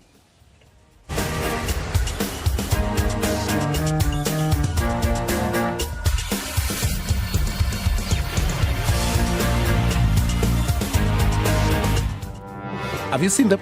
Am I lying? Yes, it's a very nice outfit, I must say. Good Thank job. you. Asante sana. The compliment is well received. Good morning and thank you. Evan Wasingishi was asking me what channel is Spice FM. 96.7. Tell them that, right? Yes, now they know. Thank you. It's a pleasure to be here.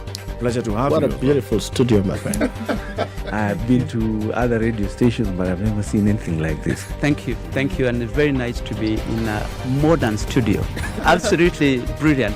And I have to say, it's a very cool ambiance here in your radio room. Sugar and spice and everything nice, just the way you like it. The Spice Drive. Did you have a great day? I hope you did. I intend to make it better from 3 p.m. to 7 p.m. I'm going to be taking you home nice and chill. Everyone is welcome aboard. The hashtag is Spice Drive and, of course, SpiceFMKE on Facebook, Instagram, and Twitter. The Spice Drive with Monique. The official soundtrack of getting you where you need to be. Mature, intelligent talk every morning. Spice up yourself.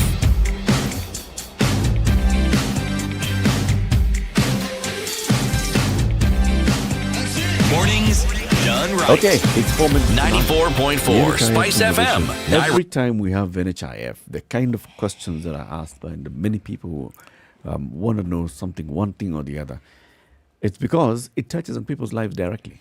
Very. And directly. especially at that point when you're really in need. So you've contributed and now you're sick. And one of the biggest problems that we have is the cost of healthcare in the country. We are grateful when one isn't sick, but should that need arise? That's what insurance is supposed to do. When that need arises, you have that buffer, you have that support that you actually need. Because at that point in time, you are in a state of helplessness, really. Yes. And your own resources usually will not be enough. And so, the thinking behind insurance is a sound one. You bring in all these people together. So there's a balance. There are those who will fall ill. The vast majority will not necessarily fall in. So this pooling is good. It works. Yes. It works. But I think you'd also be surprised at the number of people who just do not know. I mean, I know, what did he say, 156 centers around the country?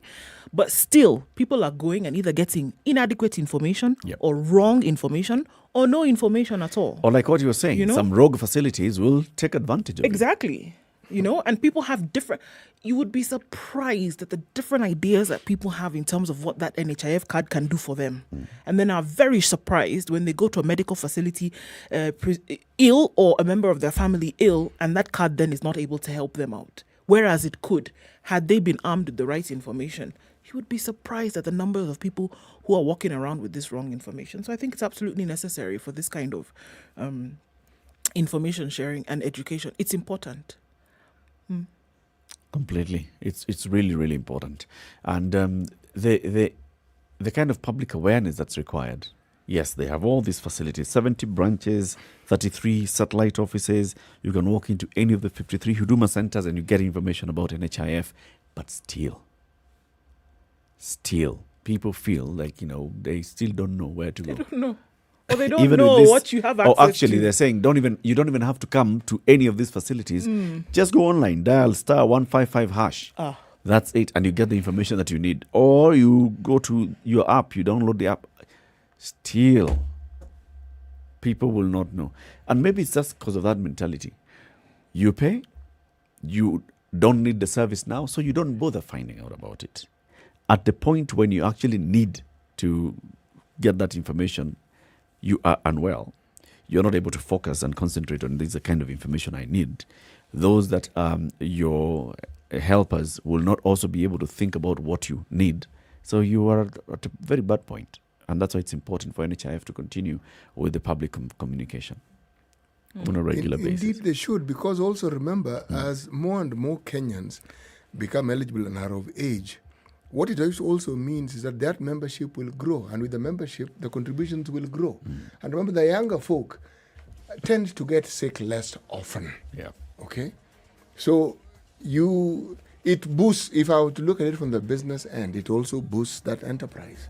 And especially if you say that, so the younger people will tend to fall sick less often. They'll tend to seek this treatment less often. They'll seek to draw down from this less often. Yes. And they're the majority. So really, it makes that enterprise really very viable. Yes. If you have it for people like myself, who are clearly not in their first youth, then just get ready to fork out the money. Keep it right here. The conversation continues in the next hour. David Ochieng, the MP for Ugenya constituency, is on standby. He'll be with us in the next hour. So how radical is radical? How radical should we get in terms of dealing with corruption? Is it radical or is it just realistic? One that has never been proposed practical. before. Yes. Good morning. It's now 9 a.m.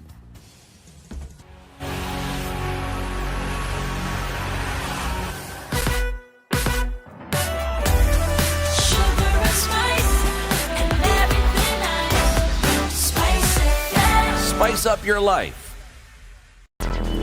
Traffic.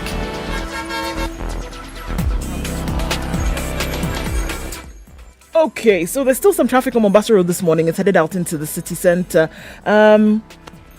Okay, so not looking too bad, actually. Traffic is not too crazy.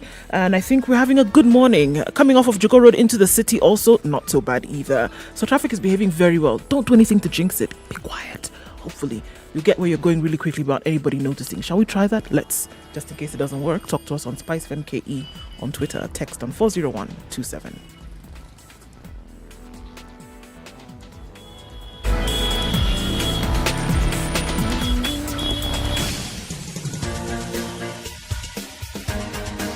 This is The Situation Room, the home of hard-hitting political commentary and penetrating insights about the state of the nation. This is a talk radio experience like no other. The Situation Room, a place for hard truths, debates, and elevated conversations. The Situation Room, witty, political, engaging, deep, controversial. In the room, we have C.T. Muga, researcher, academic, seasoned political observer, a fountain of wisdom in these politically uncertain times. Ndu Oko, Nigerian by birth, Kenyan by choice, communications expert, Pan-Africanist, a truth seeker and believer in people power, and Eric Latif, agent provocateur, the man in the chair, seasoned journalist, news hound, a man who believes in punching up, not down. This is the Situation Room. 2 minutes the after only 9. way Good to start morning, your and day. Thank you very much for tuning in to the 4th hour of today's Situation Room conversation. We will shortly be speaking with the MP, David Ochieng. But over to you, CT. You know, one of the interesting things about any political system is the political parties. And why I say this is political parties, by their very nature, are supposed to embody a certain belief, a certain philosophy, a certain thinking, a certain ethos. And the one immovable requirement by any political party is for the members to follow the party line. And when one doesn't follow the party line, there are usually consequences. And when you talk about politics in Kenya, it becomes even more apparent because in Kenya, by and large, political parties exist because of the people who lead them. Yes. To have a political party that is an entity that is powerful in and of itself and one which can actually lead and deal with determining who then becomes the other, who stands. No. The say is with the person who actually leads that particular party. That is our political system here. Yes. Right. So, and also, this leadership in our country, as we all know, tends to be regional. When you want to get the brass tacks, you say it is tribal, but it is regional, okay? Because tribes are exist within regions, okay? Now, when somebody has a view that is perceived to be contrary to the views that should be not only held but uttered in support of a certain political thinking, then that person gets labeled all sorts of names. You are either a radical, everything else, and at the tail end of that particular, forget dissident, traitor. You're ostracized. Yes. So, City, today's proverb. Okay, today's proverb. Where a woman rules, streams run uphill. Nice. How many R's are there? R-A-R-A-R-E. Where a woman rules, streams run upstream. Yes, it is a red lorry, yellow lorry moment. Yes. Not a seashells, she shells on the seashore. Not that one. Not that one? No. You're lucky. Our guest for the next hour is Honorable David Ochieng. David Ochieng is an advocate of the High Court of Kenya. He is the MP for Ugenya constituency. And he is also a party leader. He is the party leader of the Movement for Democracy and Growth, MDG. He's one of the MDGs. Yes. Millennium Development Goals. Yes. Okay. He's MDG 01. Good morning, Mheshimiwa. Good morning. How are you? Fine, thank you. Thank you. Welcome to the Situation Room. Good to have you on the show. Thank you so much. First of all, tell us about this party, MDG. How old is the party? Have you filed your returns? How many members do you have? All those things. No, the party is a. It's not a small, it's not a big party. It's, I would say, medium party. We started in 2016. We have members in 27 counties. Our head office is here in Nairobi on Dennis Pitt Road, at the end of it. That's where our head office is and our secretariat is. We believe in social democracy. We believe in just delivering for the people. You know, in a world and a country where ideology doesn't matter, no one thinks about it. We just believe in delivering services to the people where they are, no matter their life situation. If it is water that they need, you don't need ideology to get water. If it is medical services, just deliver the services. Let's not, speak so much English, a lot of platforms, manifestos. Just get the work done. That's what we believe in. And how has that been happening so far, Mheshimiwa? Getting the work done, getting it done. Have you had roadblocks, challenges, hurdles? What have you faced from where you sit? It's I had the initial, the background, discussion you guys were having at the studio.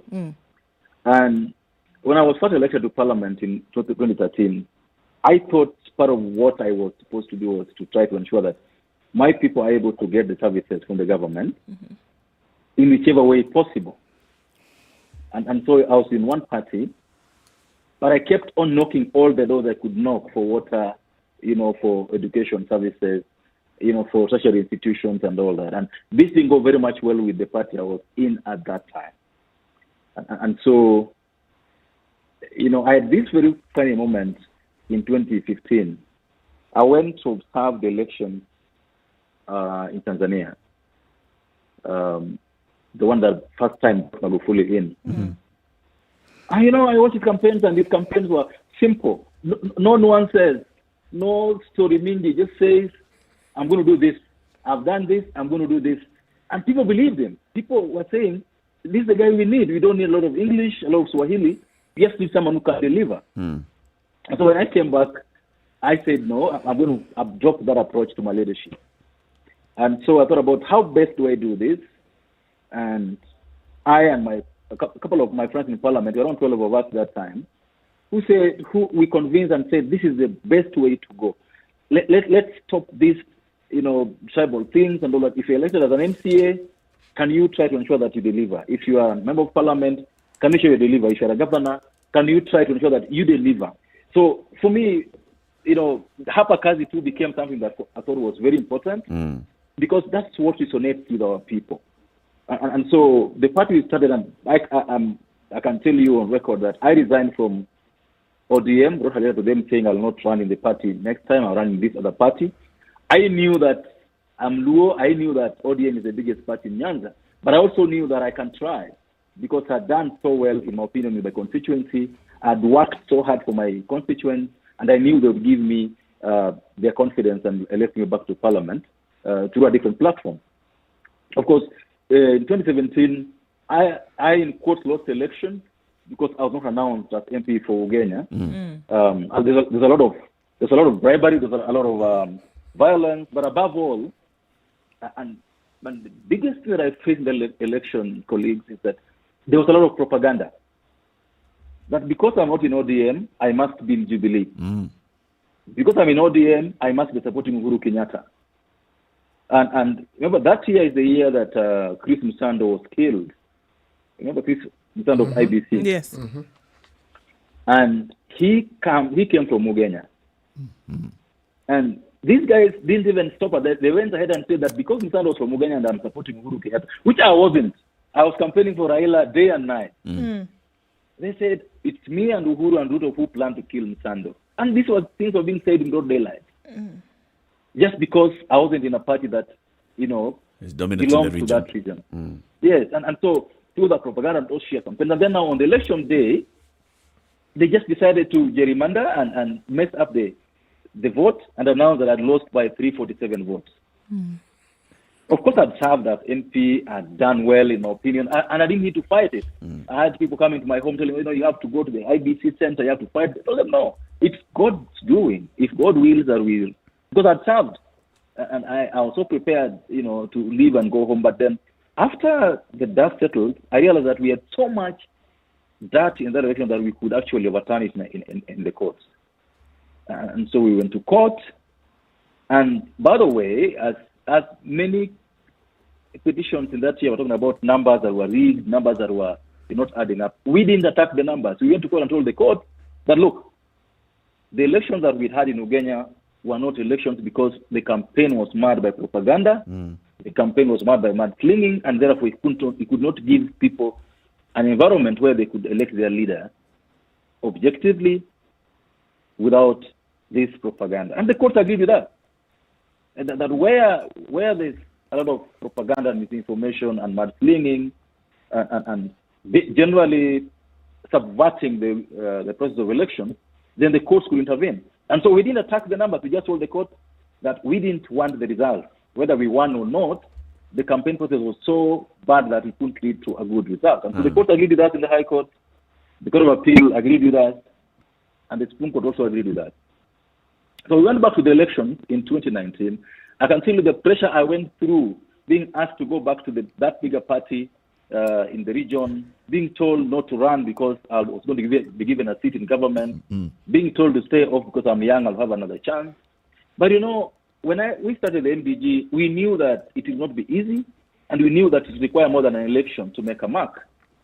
And so we stuck our guns and said that for the party to take root, we must be willing to take the long road. And I'm a believer in the long road. I don't believe in shortcuts, because when you take shortcuts normally, you don't get there quickly as you thought, because as soon as you get there, you get roadblocked. And so I believe in the longer route. And so we use the longer route. Again, in this campaign now, remember now, Raila and Uhuru are now brothers. And so they could not campaign that I'm in Uhuru's So the camp. propaganda could not work anymore. No, but they turned it around and now say that I'm now in Ruto's camp. And then the public asked, so are we that stupid? Last time you were here saying Ochieng was with Jubilee. Now you've gone to Jubilee, now you're moving into Ruto. So people just refuse to listen. But above all, people said that this guy, when he was MP for 4.5 years, we saw the following. And by the way, without bragging, we did so much for the people. When I went to Parliament, there was not a single tertiary institution in my constituency. I realized that out of every 100 students leaving Form 4, only 10 went to the university. So we needed a place where these young people could go. And so using CDF and lobbying at the national government, in 4 years, we were able to build a teacher's college, we built a technical college, we built a medical training college, we started building a college of agriculture. We did, and we were able to get people seed and fertilizer. We were able to get people to go to school because we had very good programs. If you scored, like now the results are out, if you scored 350 marks and above, and you were called to Mangu, the CDF would pay for you for the 4 years. If you're called to Alliance, our CDF would pay for. So people saw what we did. The benefits of all this. I needed to be given another chance. I hear what you're saying, Mheshimiwa, and the kind of work that you say you did, and then the people and resonating with the people, and you thinking I want to champion some different ideology, and coming up with a political party and registering the political party and informing your former political party that in the next election I am going a different route. Here's my issue. So you're creating a new political party with a different ideology because the one that you belonged to, you felt that was not really addressing the kind of ideology that you want to have. But then you're still campaigning for the presidential candidate of that political party. Yes. So where do you now draw the line and say, I moved to MDG because I have a different train of thought, but I'm still supporting the party leader of the other party? Yes. One, because that year I wasn't running for president, there was nobody running for president in our party. And so we needed to decide who we're going to support for the elections for president. And I thought that, one, and to be frank with you, one is that if I was going to win my seat, I could have been seen to be supporting another person, which the region would not want. Yeah. You also have to check. You also have to check this clearly. Eh? You have to be clever. The new point is because I'm not running for president. Yet I want to build a party. I have to be able to know how much to buy it, so that to be able to plant the seed. Mm-hmm. You understand? Yes. Yeah. Yeah. But that does not mean that in any election I would be forced to support anybody in whichever way. Okay. I'm so clear in my mind in terms of how I want this candidate to be run. And if, for example, tomorrow it is Abdiza Duda, who I think has a better platform, I will support him. Because I don't believe that I must win my seat through Crook. And let me tell you something. I've known the joy of losing an election and the sorrow of winning an election. And those words are so carefully chosen. Explain yourself, I don't please. mind. I don't mind. So when you lose an election, you understand that sometimes you're fighting too much for people who probably don't even care about why you're fighting for them. And then sometimes when you win, you find yourself in a situation like we are in now, where we have a country that requires a couple of changes to be done. People then take this desperation to change the constitution. For example, we need to get counties getting 35% of the money. So that people will support, and that I will support. Then you load it with 70 constituencies which you didn't need. You know, so then you have to choose. You have to make a choice of which is the better devil in that situation. You understand? And so that is the way elections are done. That is the way politics is run.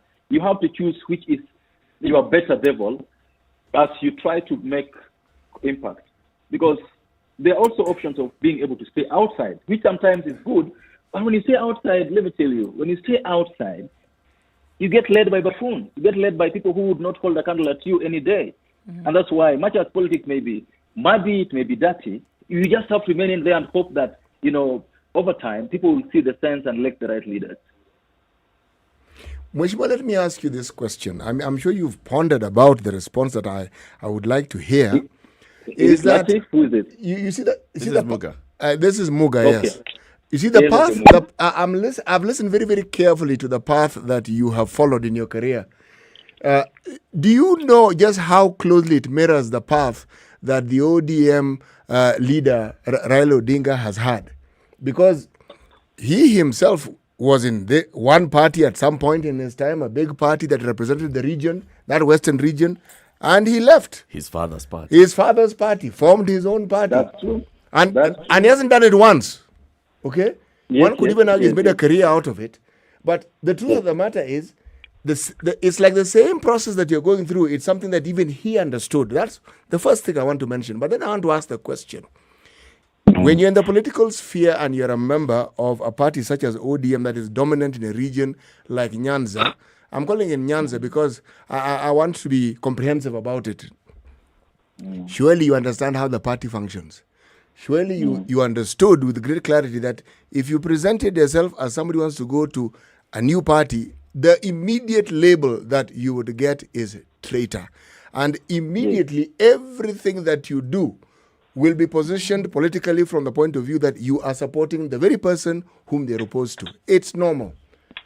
I'm sure you considered this. Yes, now, I did. There are many people who I'm sure want to become politicians now. When I say want to become politicians, they think they're politicians, but they now want to vie for seats. Yes. What would they need to consider, the reality that they need to consider even as they embark on wanting to become politicians who are actually elected?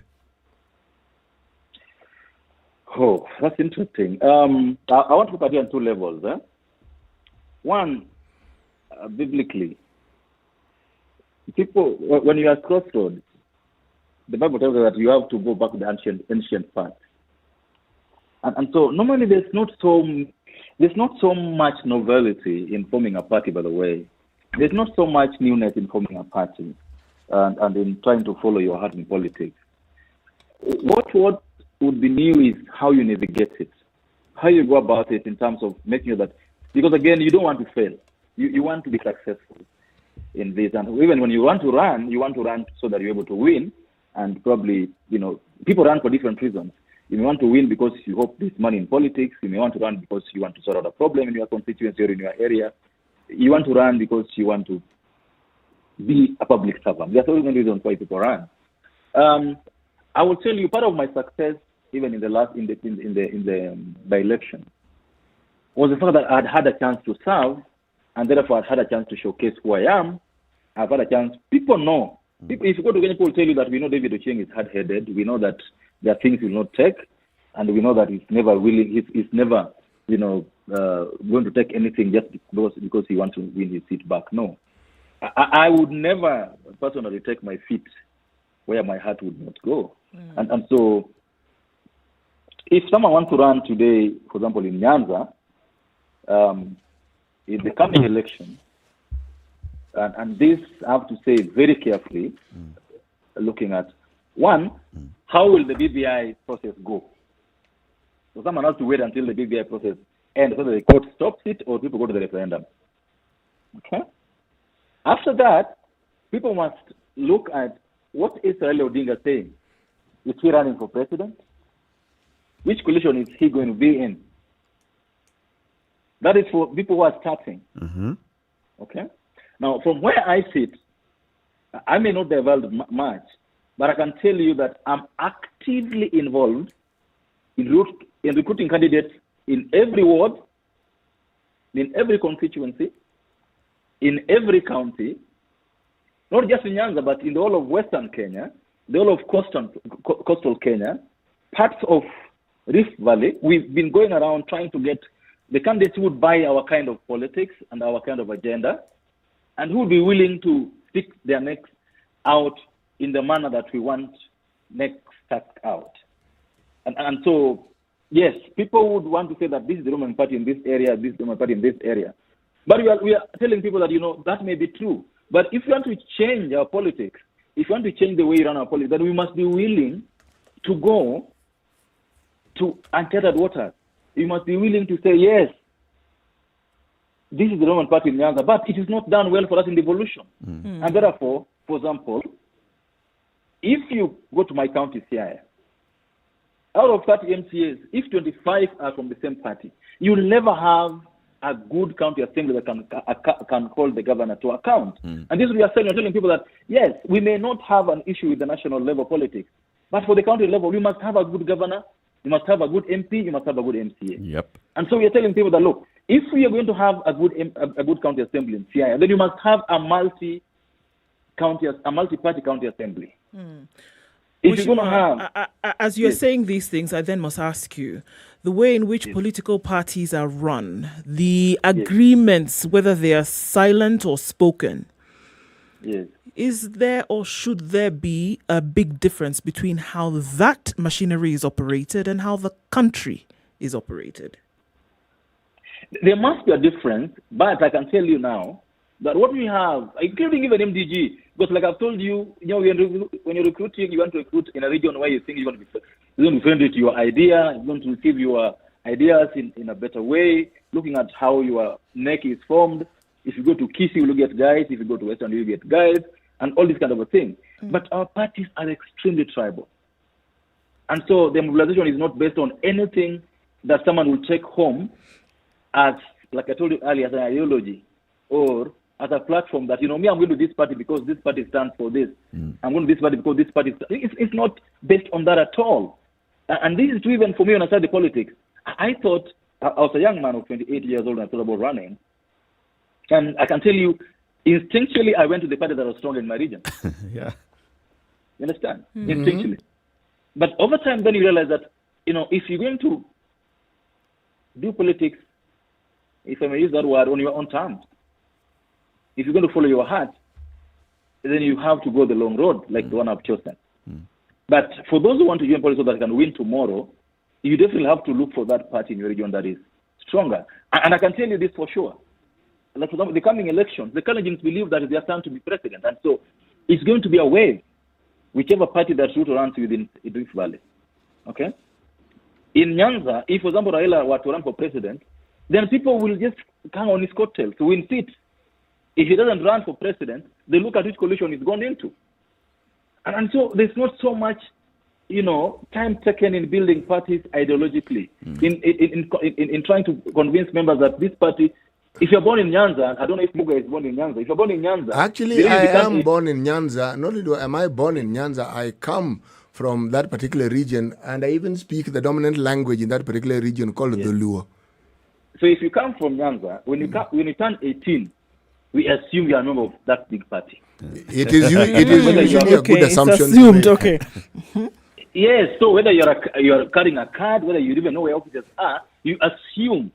It is expected of you to support that party. If you are Terere from Kikuyu land, we know you are in this other party.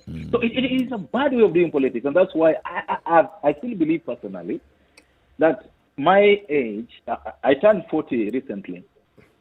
My age and people coming behind me must deal with that laziness. Okay. You will also that stupidity.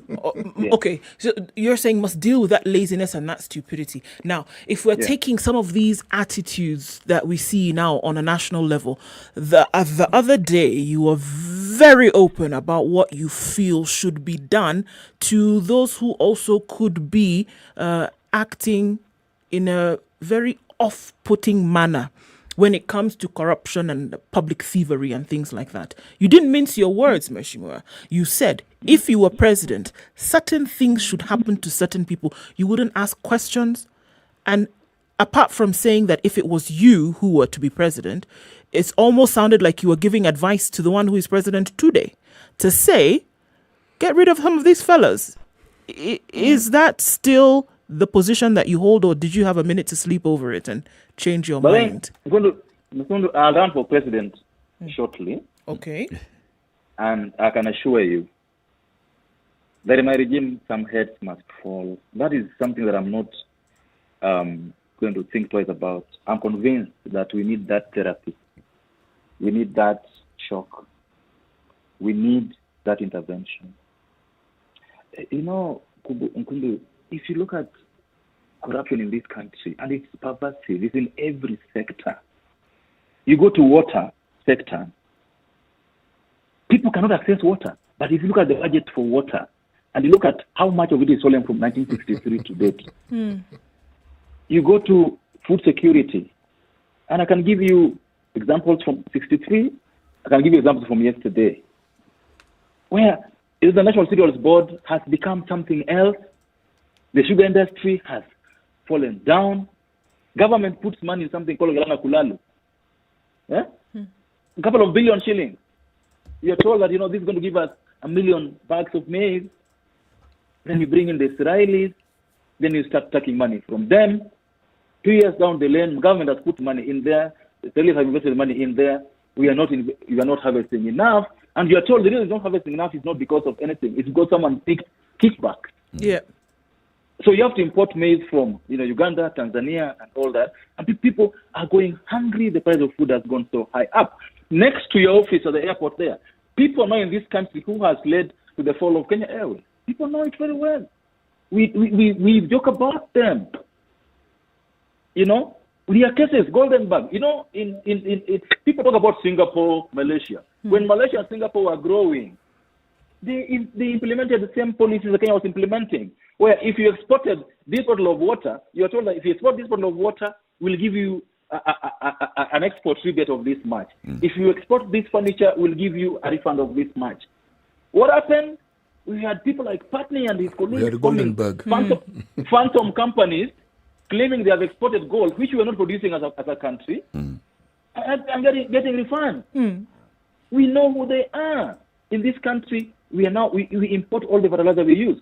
In the early 80s, there's a company formed called Kenren. Kenren was supposed to produce fertilizer in this country. It will shock you that we don't have a fertilizer company. Kenya has paid more than 100 billion shillings to some UK company, purportedly for Kenren. I mean, we know who stole what. Anglo-leasing. Let me tell you something. On the Anglo-leasing cases, all the suspects are now dead. The cases took 20 years in court. Anglo-leasing is now 12, 13 years in court. We know who they are. We know how much was lost. We know how they are playing with the system.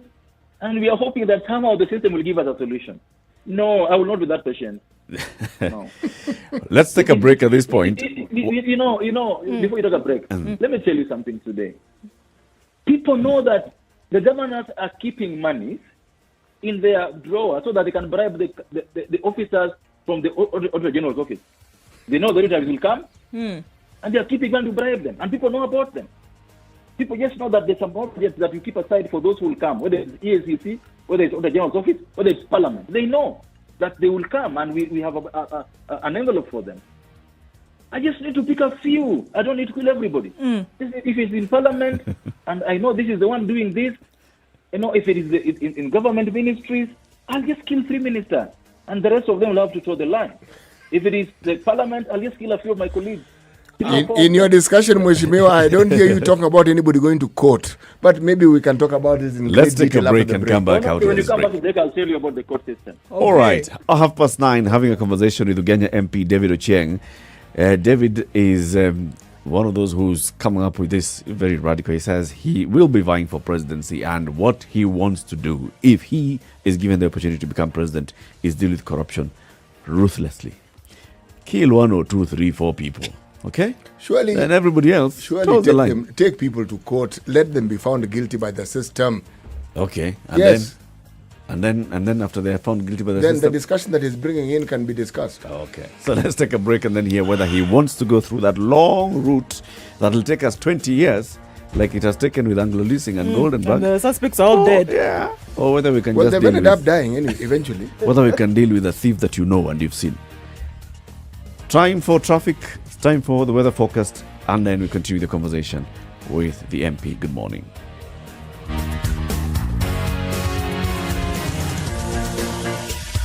This is the Situation Room, the only way to start your day. Spice up your life. Spice FM. It's getting hot in here. Oh, everybody steals. It's better a thief who brings something small back. And I say to myself, there's no better thief. A thief is a thief, period. All those bribes, how much they are getting per year, how much inconvenience they are causing. As much as you call it a small case, it's worth it to be convicted. The truth is, we are a tribal nation. Because if we were not tribal, and I want to go back to this, you cannot continue walking around with a mug which is clean outside and it's rotten inside. We have become a fuliza country.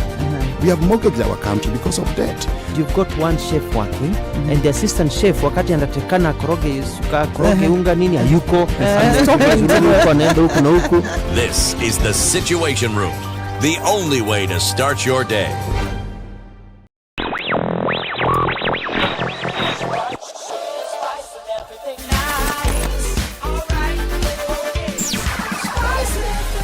Spice up your life.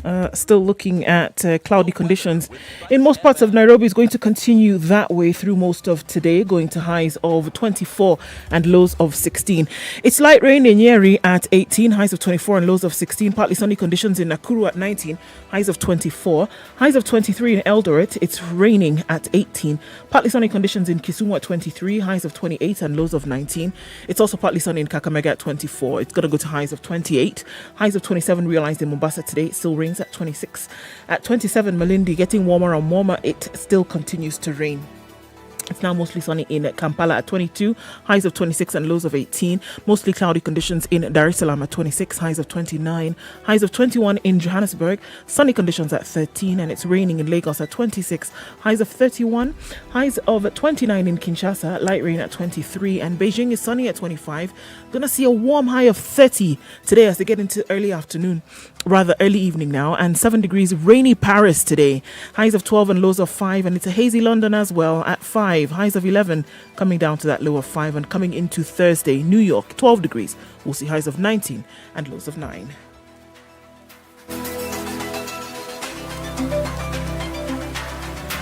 Spice FM. Spice up your life. All right, it has looked much better on the roads today. Mombasa Road looking good as of now. With all things considered, it is good.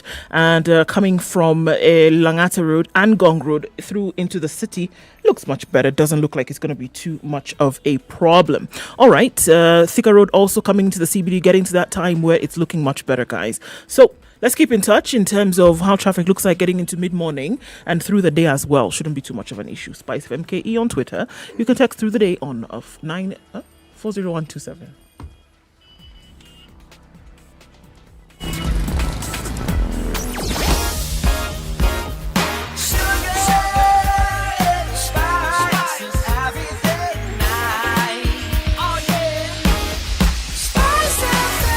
Spice up your life. Mature, intelligent talk every morning. Spice up yourself.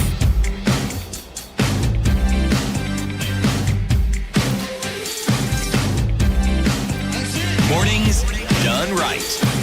94.4 Spice FM, Nairobi. The people of Ugenya, the people of Siaya County.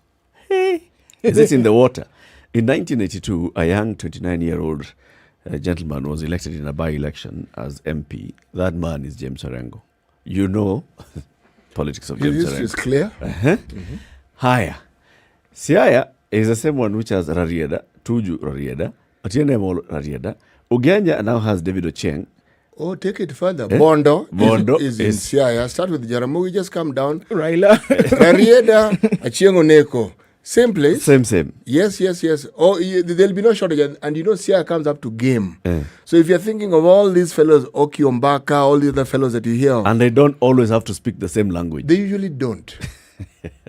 That's very But good. they don't take a monopoly on it. Remember, Migori County, in the days of the one-party system, even when NDP and the rest came in and Luo Nyanza was under one party, you had a whole plethora of councillors who decided they didn't think that way. They needed to actually seek refuge in the neighboring country of Tanzania until things cooled down. But even their current governor, the first ticket on which he was voted was a PDP ticket. So one might actually ask, what sort of water do these people drink? Yes. It's a big question. And We're having a conversation with Honorable David Ochieng. He's the current MP for Ugenya constituency. He also has his eyes set and he's very ambitious. He wants to vie for presidency one time. All right? He will tell us when.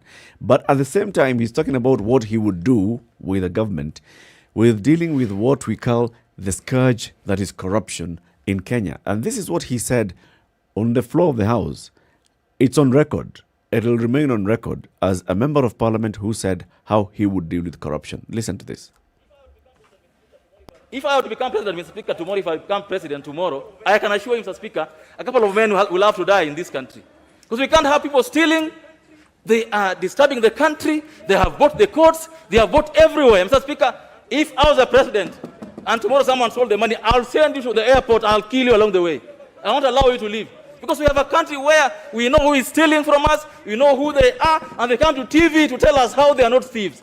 Mr. Speaker, they will not live in my regime. I can assure you. If there's a High Court judge or a Supreme Court judge who is taking money from litigants, I will kill him. If it is a member of this assembly, committee chairperson who takes money from ministries that is oversighting, I will kill him. So that we have a proper country that is clean enough. We cannot be claiming we want to be clean and we are doing deals with ministries. Kill him. Basically, that's it. And before we went to the break, you were saying we know who these people are. It's not like we are sitting here. And he is right. Okay. Because we know. We do know. We do know who we they do are. know how it works. I mean, the anatomy of the corruption in this country is not a secret. Even as not one child knows. Okay, so is that the option? Is that where we have reached? Have things gotten to the point that they are that bad, Mheshimiwa, that we are saying, you know what, we're not even going to go through a constitutionally appointed system like the courts. We are not going to even start asking questions, alleged charges, proof. Answer, investigations, proof. No, you're saying exhaust all avenues of appeal. Exhaust all avenues of justice, even. We are saying that it's too much now. This is the option that should be taken. Is that what you're saying, Mheshimiwa? That it is time for some radical action in this country, and why not use the court system? I'm asking in terms of options. Nkundu, you're speaking to a lawyer. You're speaking to a lawyer who would know better about the rule of law. And so I'm not bluffing on that issue. Okay. I'm so much aware about the due process. I'm aware of what needs to be done in terms of if you were to follow the law. Okay? And this has been every time there's a scandal, every time there's a big haste, you hear, we are giving EC 20 days to give us results. You know, if it's Anglo-listing, they will tell you no stone will be left unturned in this situation. We'll bring the culprits to book. These are the cliches that we hear every day. From 63, show me anybody who stole $1 billion shillings or have $1 billion of that of money who was taken to jail and served time. Because they have known. They know that, you know, there'll be this due process thing. They know they can. I mean, people keep monies at home for bail. They know that, yes, we'll go today. I will stay there for a week. Under those circumstances, I will buy the police. I'll be getting my meals at the police cell. I'll be getting whatever I need. I'll get a blanket and a mattress at the police cell. Then after 3 days, I will go in. The judge will order 17 million shillings. My gang will bring the money. I'll be out tomorrow. You know, Mheshimiwa, what you're describing it's such a script. It is a script, but what you're describing is like an alternate universe that functions in this same country, and that is the alternate universe that is actually controlling the actual universe in which we live in this particular country. That's the point. That's what you call the corruption deep state, if you wish, because it is how this whole country is run. People, this thing starts this way, friends. Muga is the name. We in Parliament. Yes. Budget corruption. Because the budgets are passed by us, remember? Yes. And so we know which monies are going where. So the ministries load this in the budget that will come to us. They know that this money, for example, this is going to buy drugs. We now have a COVID situation. We have money given to KEBSA, 5 billion, for so many things. But because there's COVID, let's convert all that money into a COVID response money. Okay? Because as I said, how would a 6-month-old company win a tender to supply so much, equipment, drugs, medicine, all these things? 6-month-old company, owned by a lawyer, supposedly, has never supplied a single mosquito net, but they're now being asked to supply gowns, supply, masks, supply all these things. But Mheshimiwa, the 6 months shouldn't be an issue. It probably could. What I want to understand is, do they meet the procurement requirements of government? So if the 6 months invalidates their competence, then yes. Let me explain what I mean. You could form a company today, and you are associated with some suppliers or manufacturers somewhere, and you know exactly how to source. Essentially, you're a middleman sourcing things. It's not as though you've had experience, but you know how to source things. Understand you, but would another company, the 6 months, get the same contract? That's why I raised the question. Is it the 6 months? Is it the tendering process? Or is it now we're simply saying everything? It's a chronism. Yes. You're saying there was nothing that should have qualified this particular company to get this work. No, the whole system. If we didn't know anybody, we wouldn't have gotten that contract.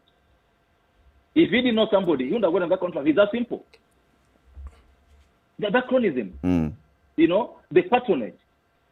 The system is rigged for everybody else. That we advertise this tender, we already know who's going to get it.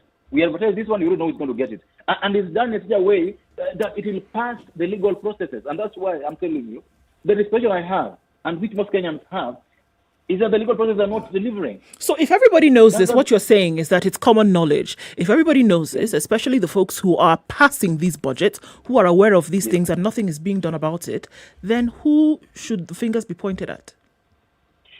It's a whole system. From the time you start procuring, to the time the payments are being made, to the time investigations start about this corruption, to the time you go to court, these guys are prepared the whole system that to the level when you go to court, they're prepared on how to deal with this, who will approach the judge, who will talk to who and who. It is all well wired.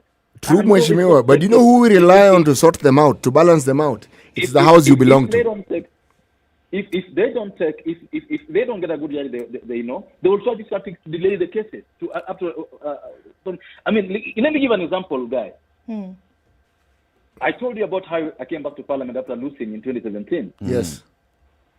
So, as a politician, we can decide that if there's any issue with an election, for presidency, just in 14 days, and we've decided whether elections are done right or not, and it's given to the Supreme Court.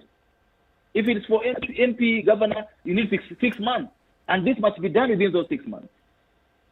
Then you lose, you use 500 billion shillings, you lose 10 billion, you lose 63 billion, you lose so much money that the one you lost in NYS, and you're now telling me about due process.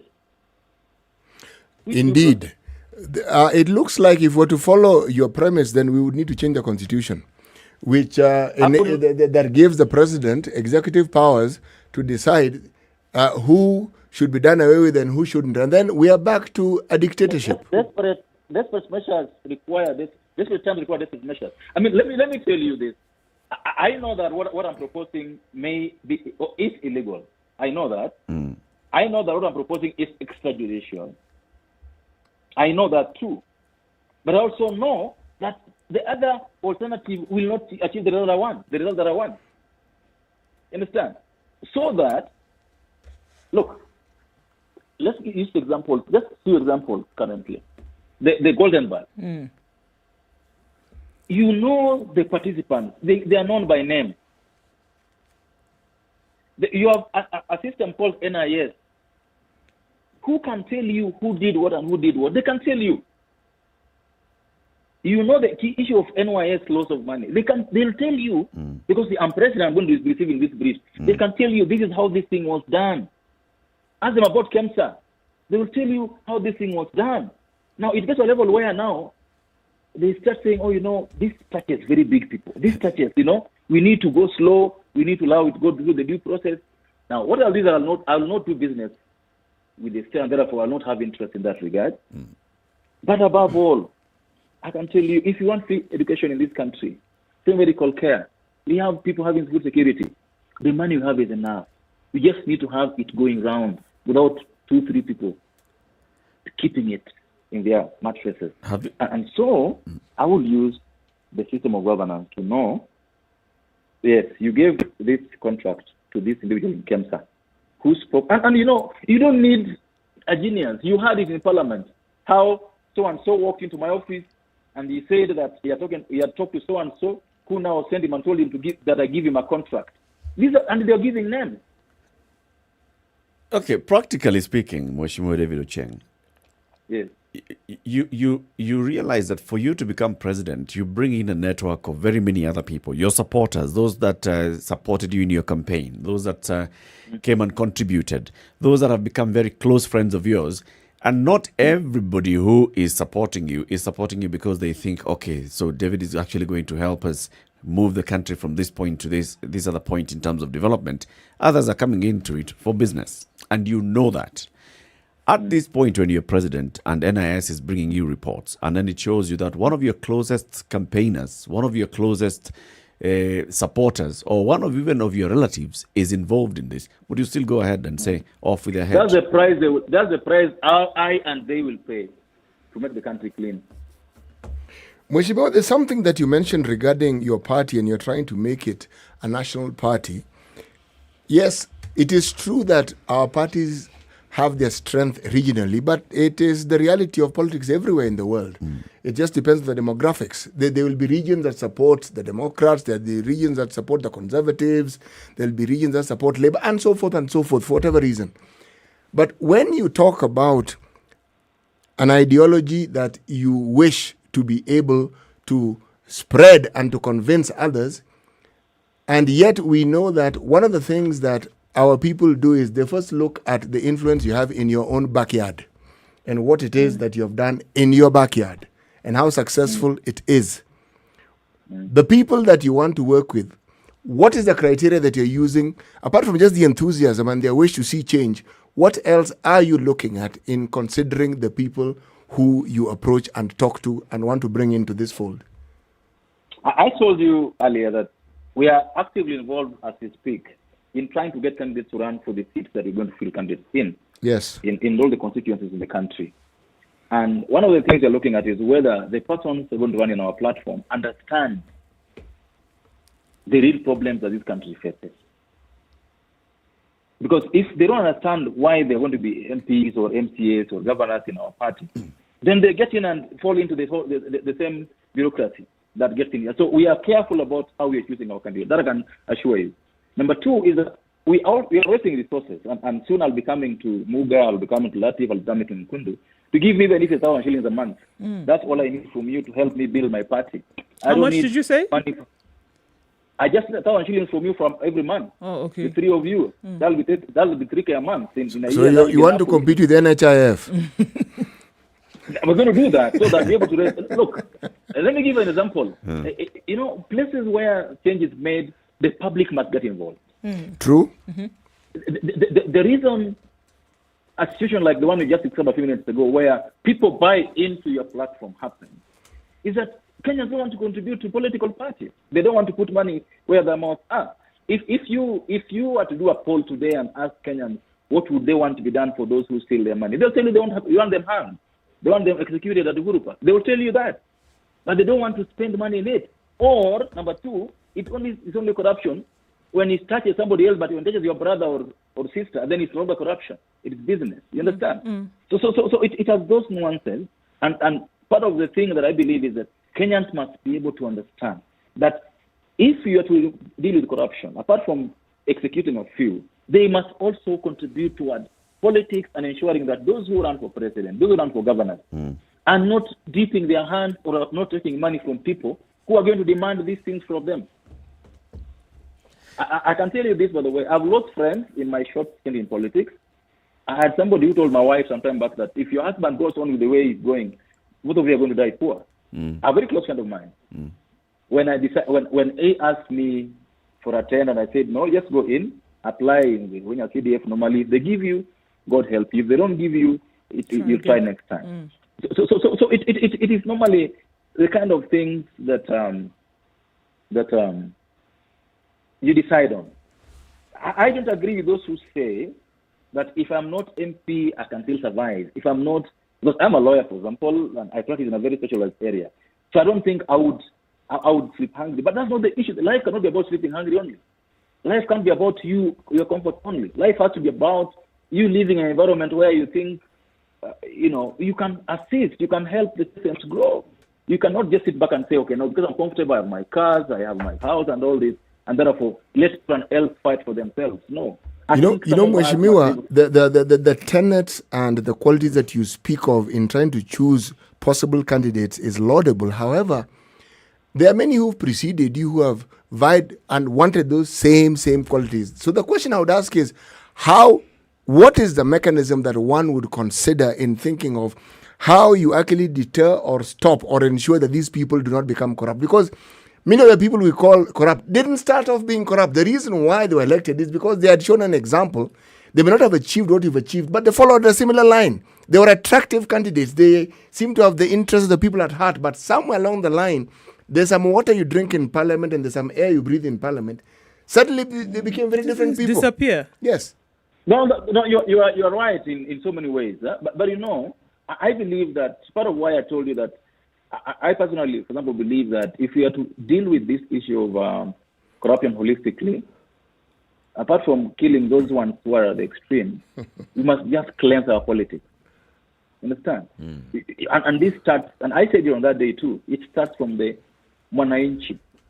You see, this is now May 2021. Elections are coming up in the next 14 months. Every politician as we speak now is looking for money for the next year's campaign. And they won't care. And why are they looking for the money? So that people can line up and they receive money from their hands. And the public is so happy to receive that money. So if you give 100 shillings, and tomorrow I come and give 500 shillings, I'm the better candidate. And so if we are able to cleanse our policy so that, the public is informed, that instead of the politician giving you money, it should be you asking them questions. Where have you gotten the money you're giving us from? May I respond to what you're asking by asking you another question in an attempt to respond? I've heard, I am of the same view as you have, except I follow a due process in looking at, I call them progressive countries like China, where when you steal from the government, it's considered a crime against humanity, and they actually do shoot you. And if you have relatives who are involved, they shoot all of them. However, the underlying issue here is profit and money.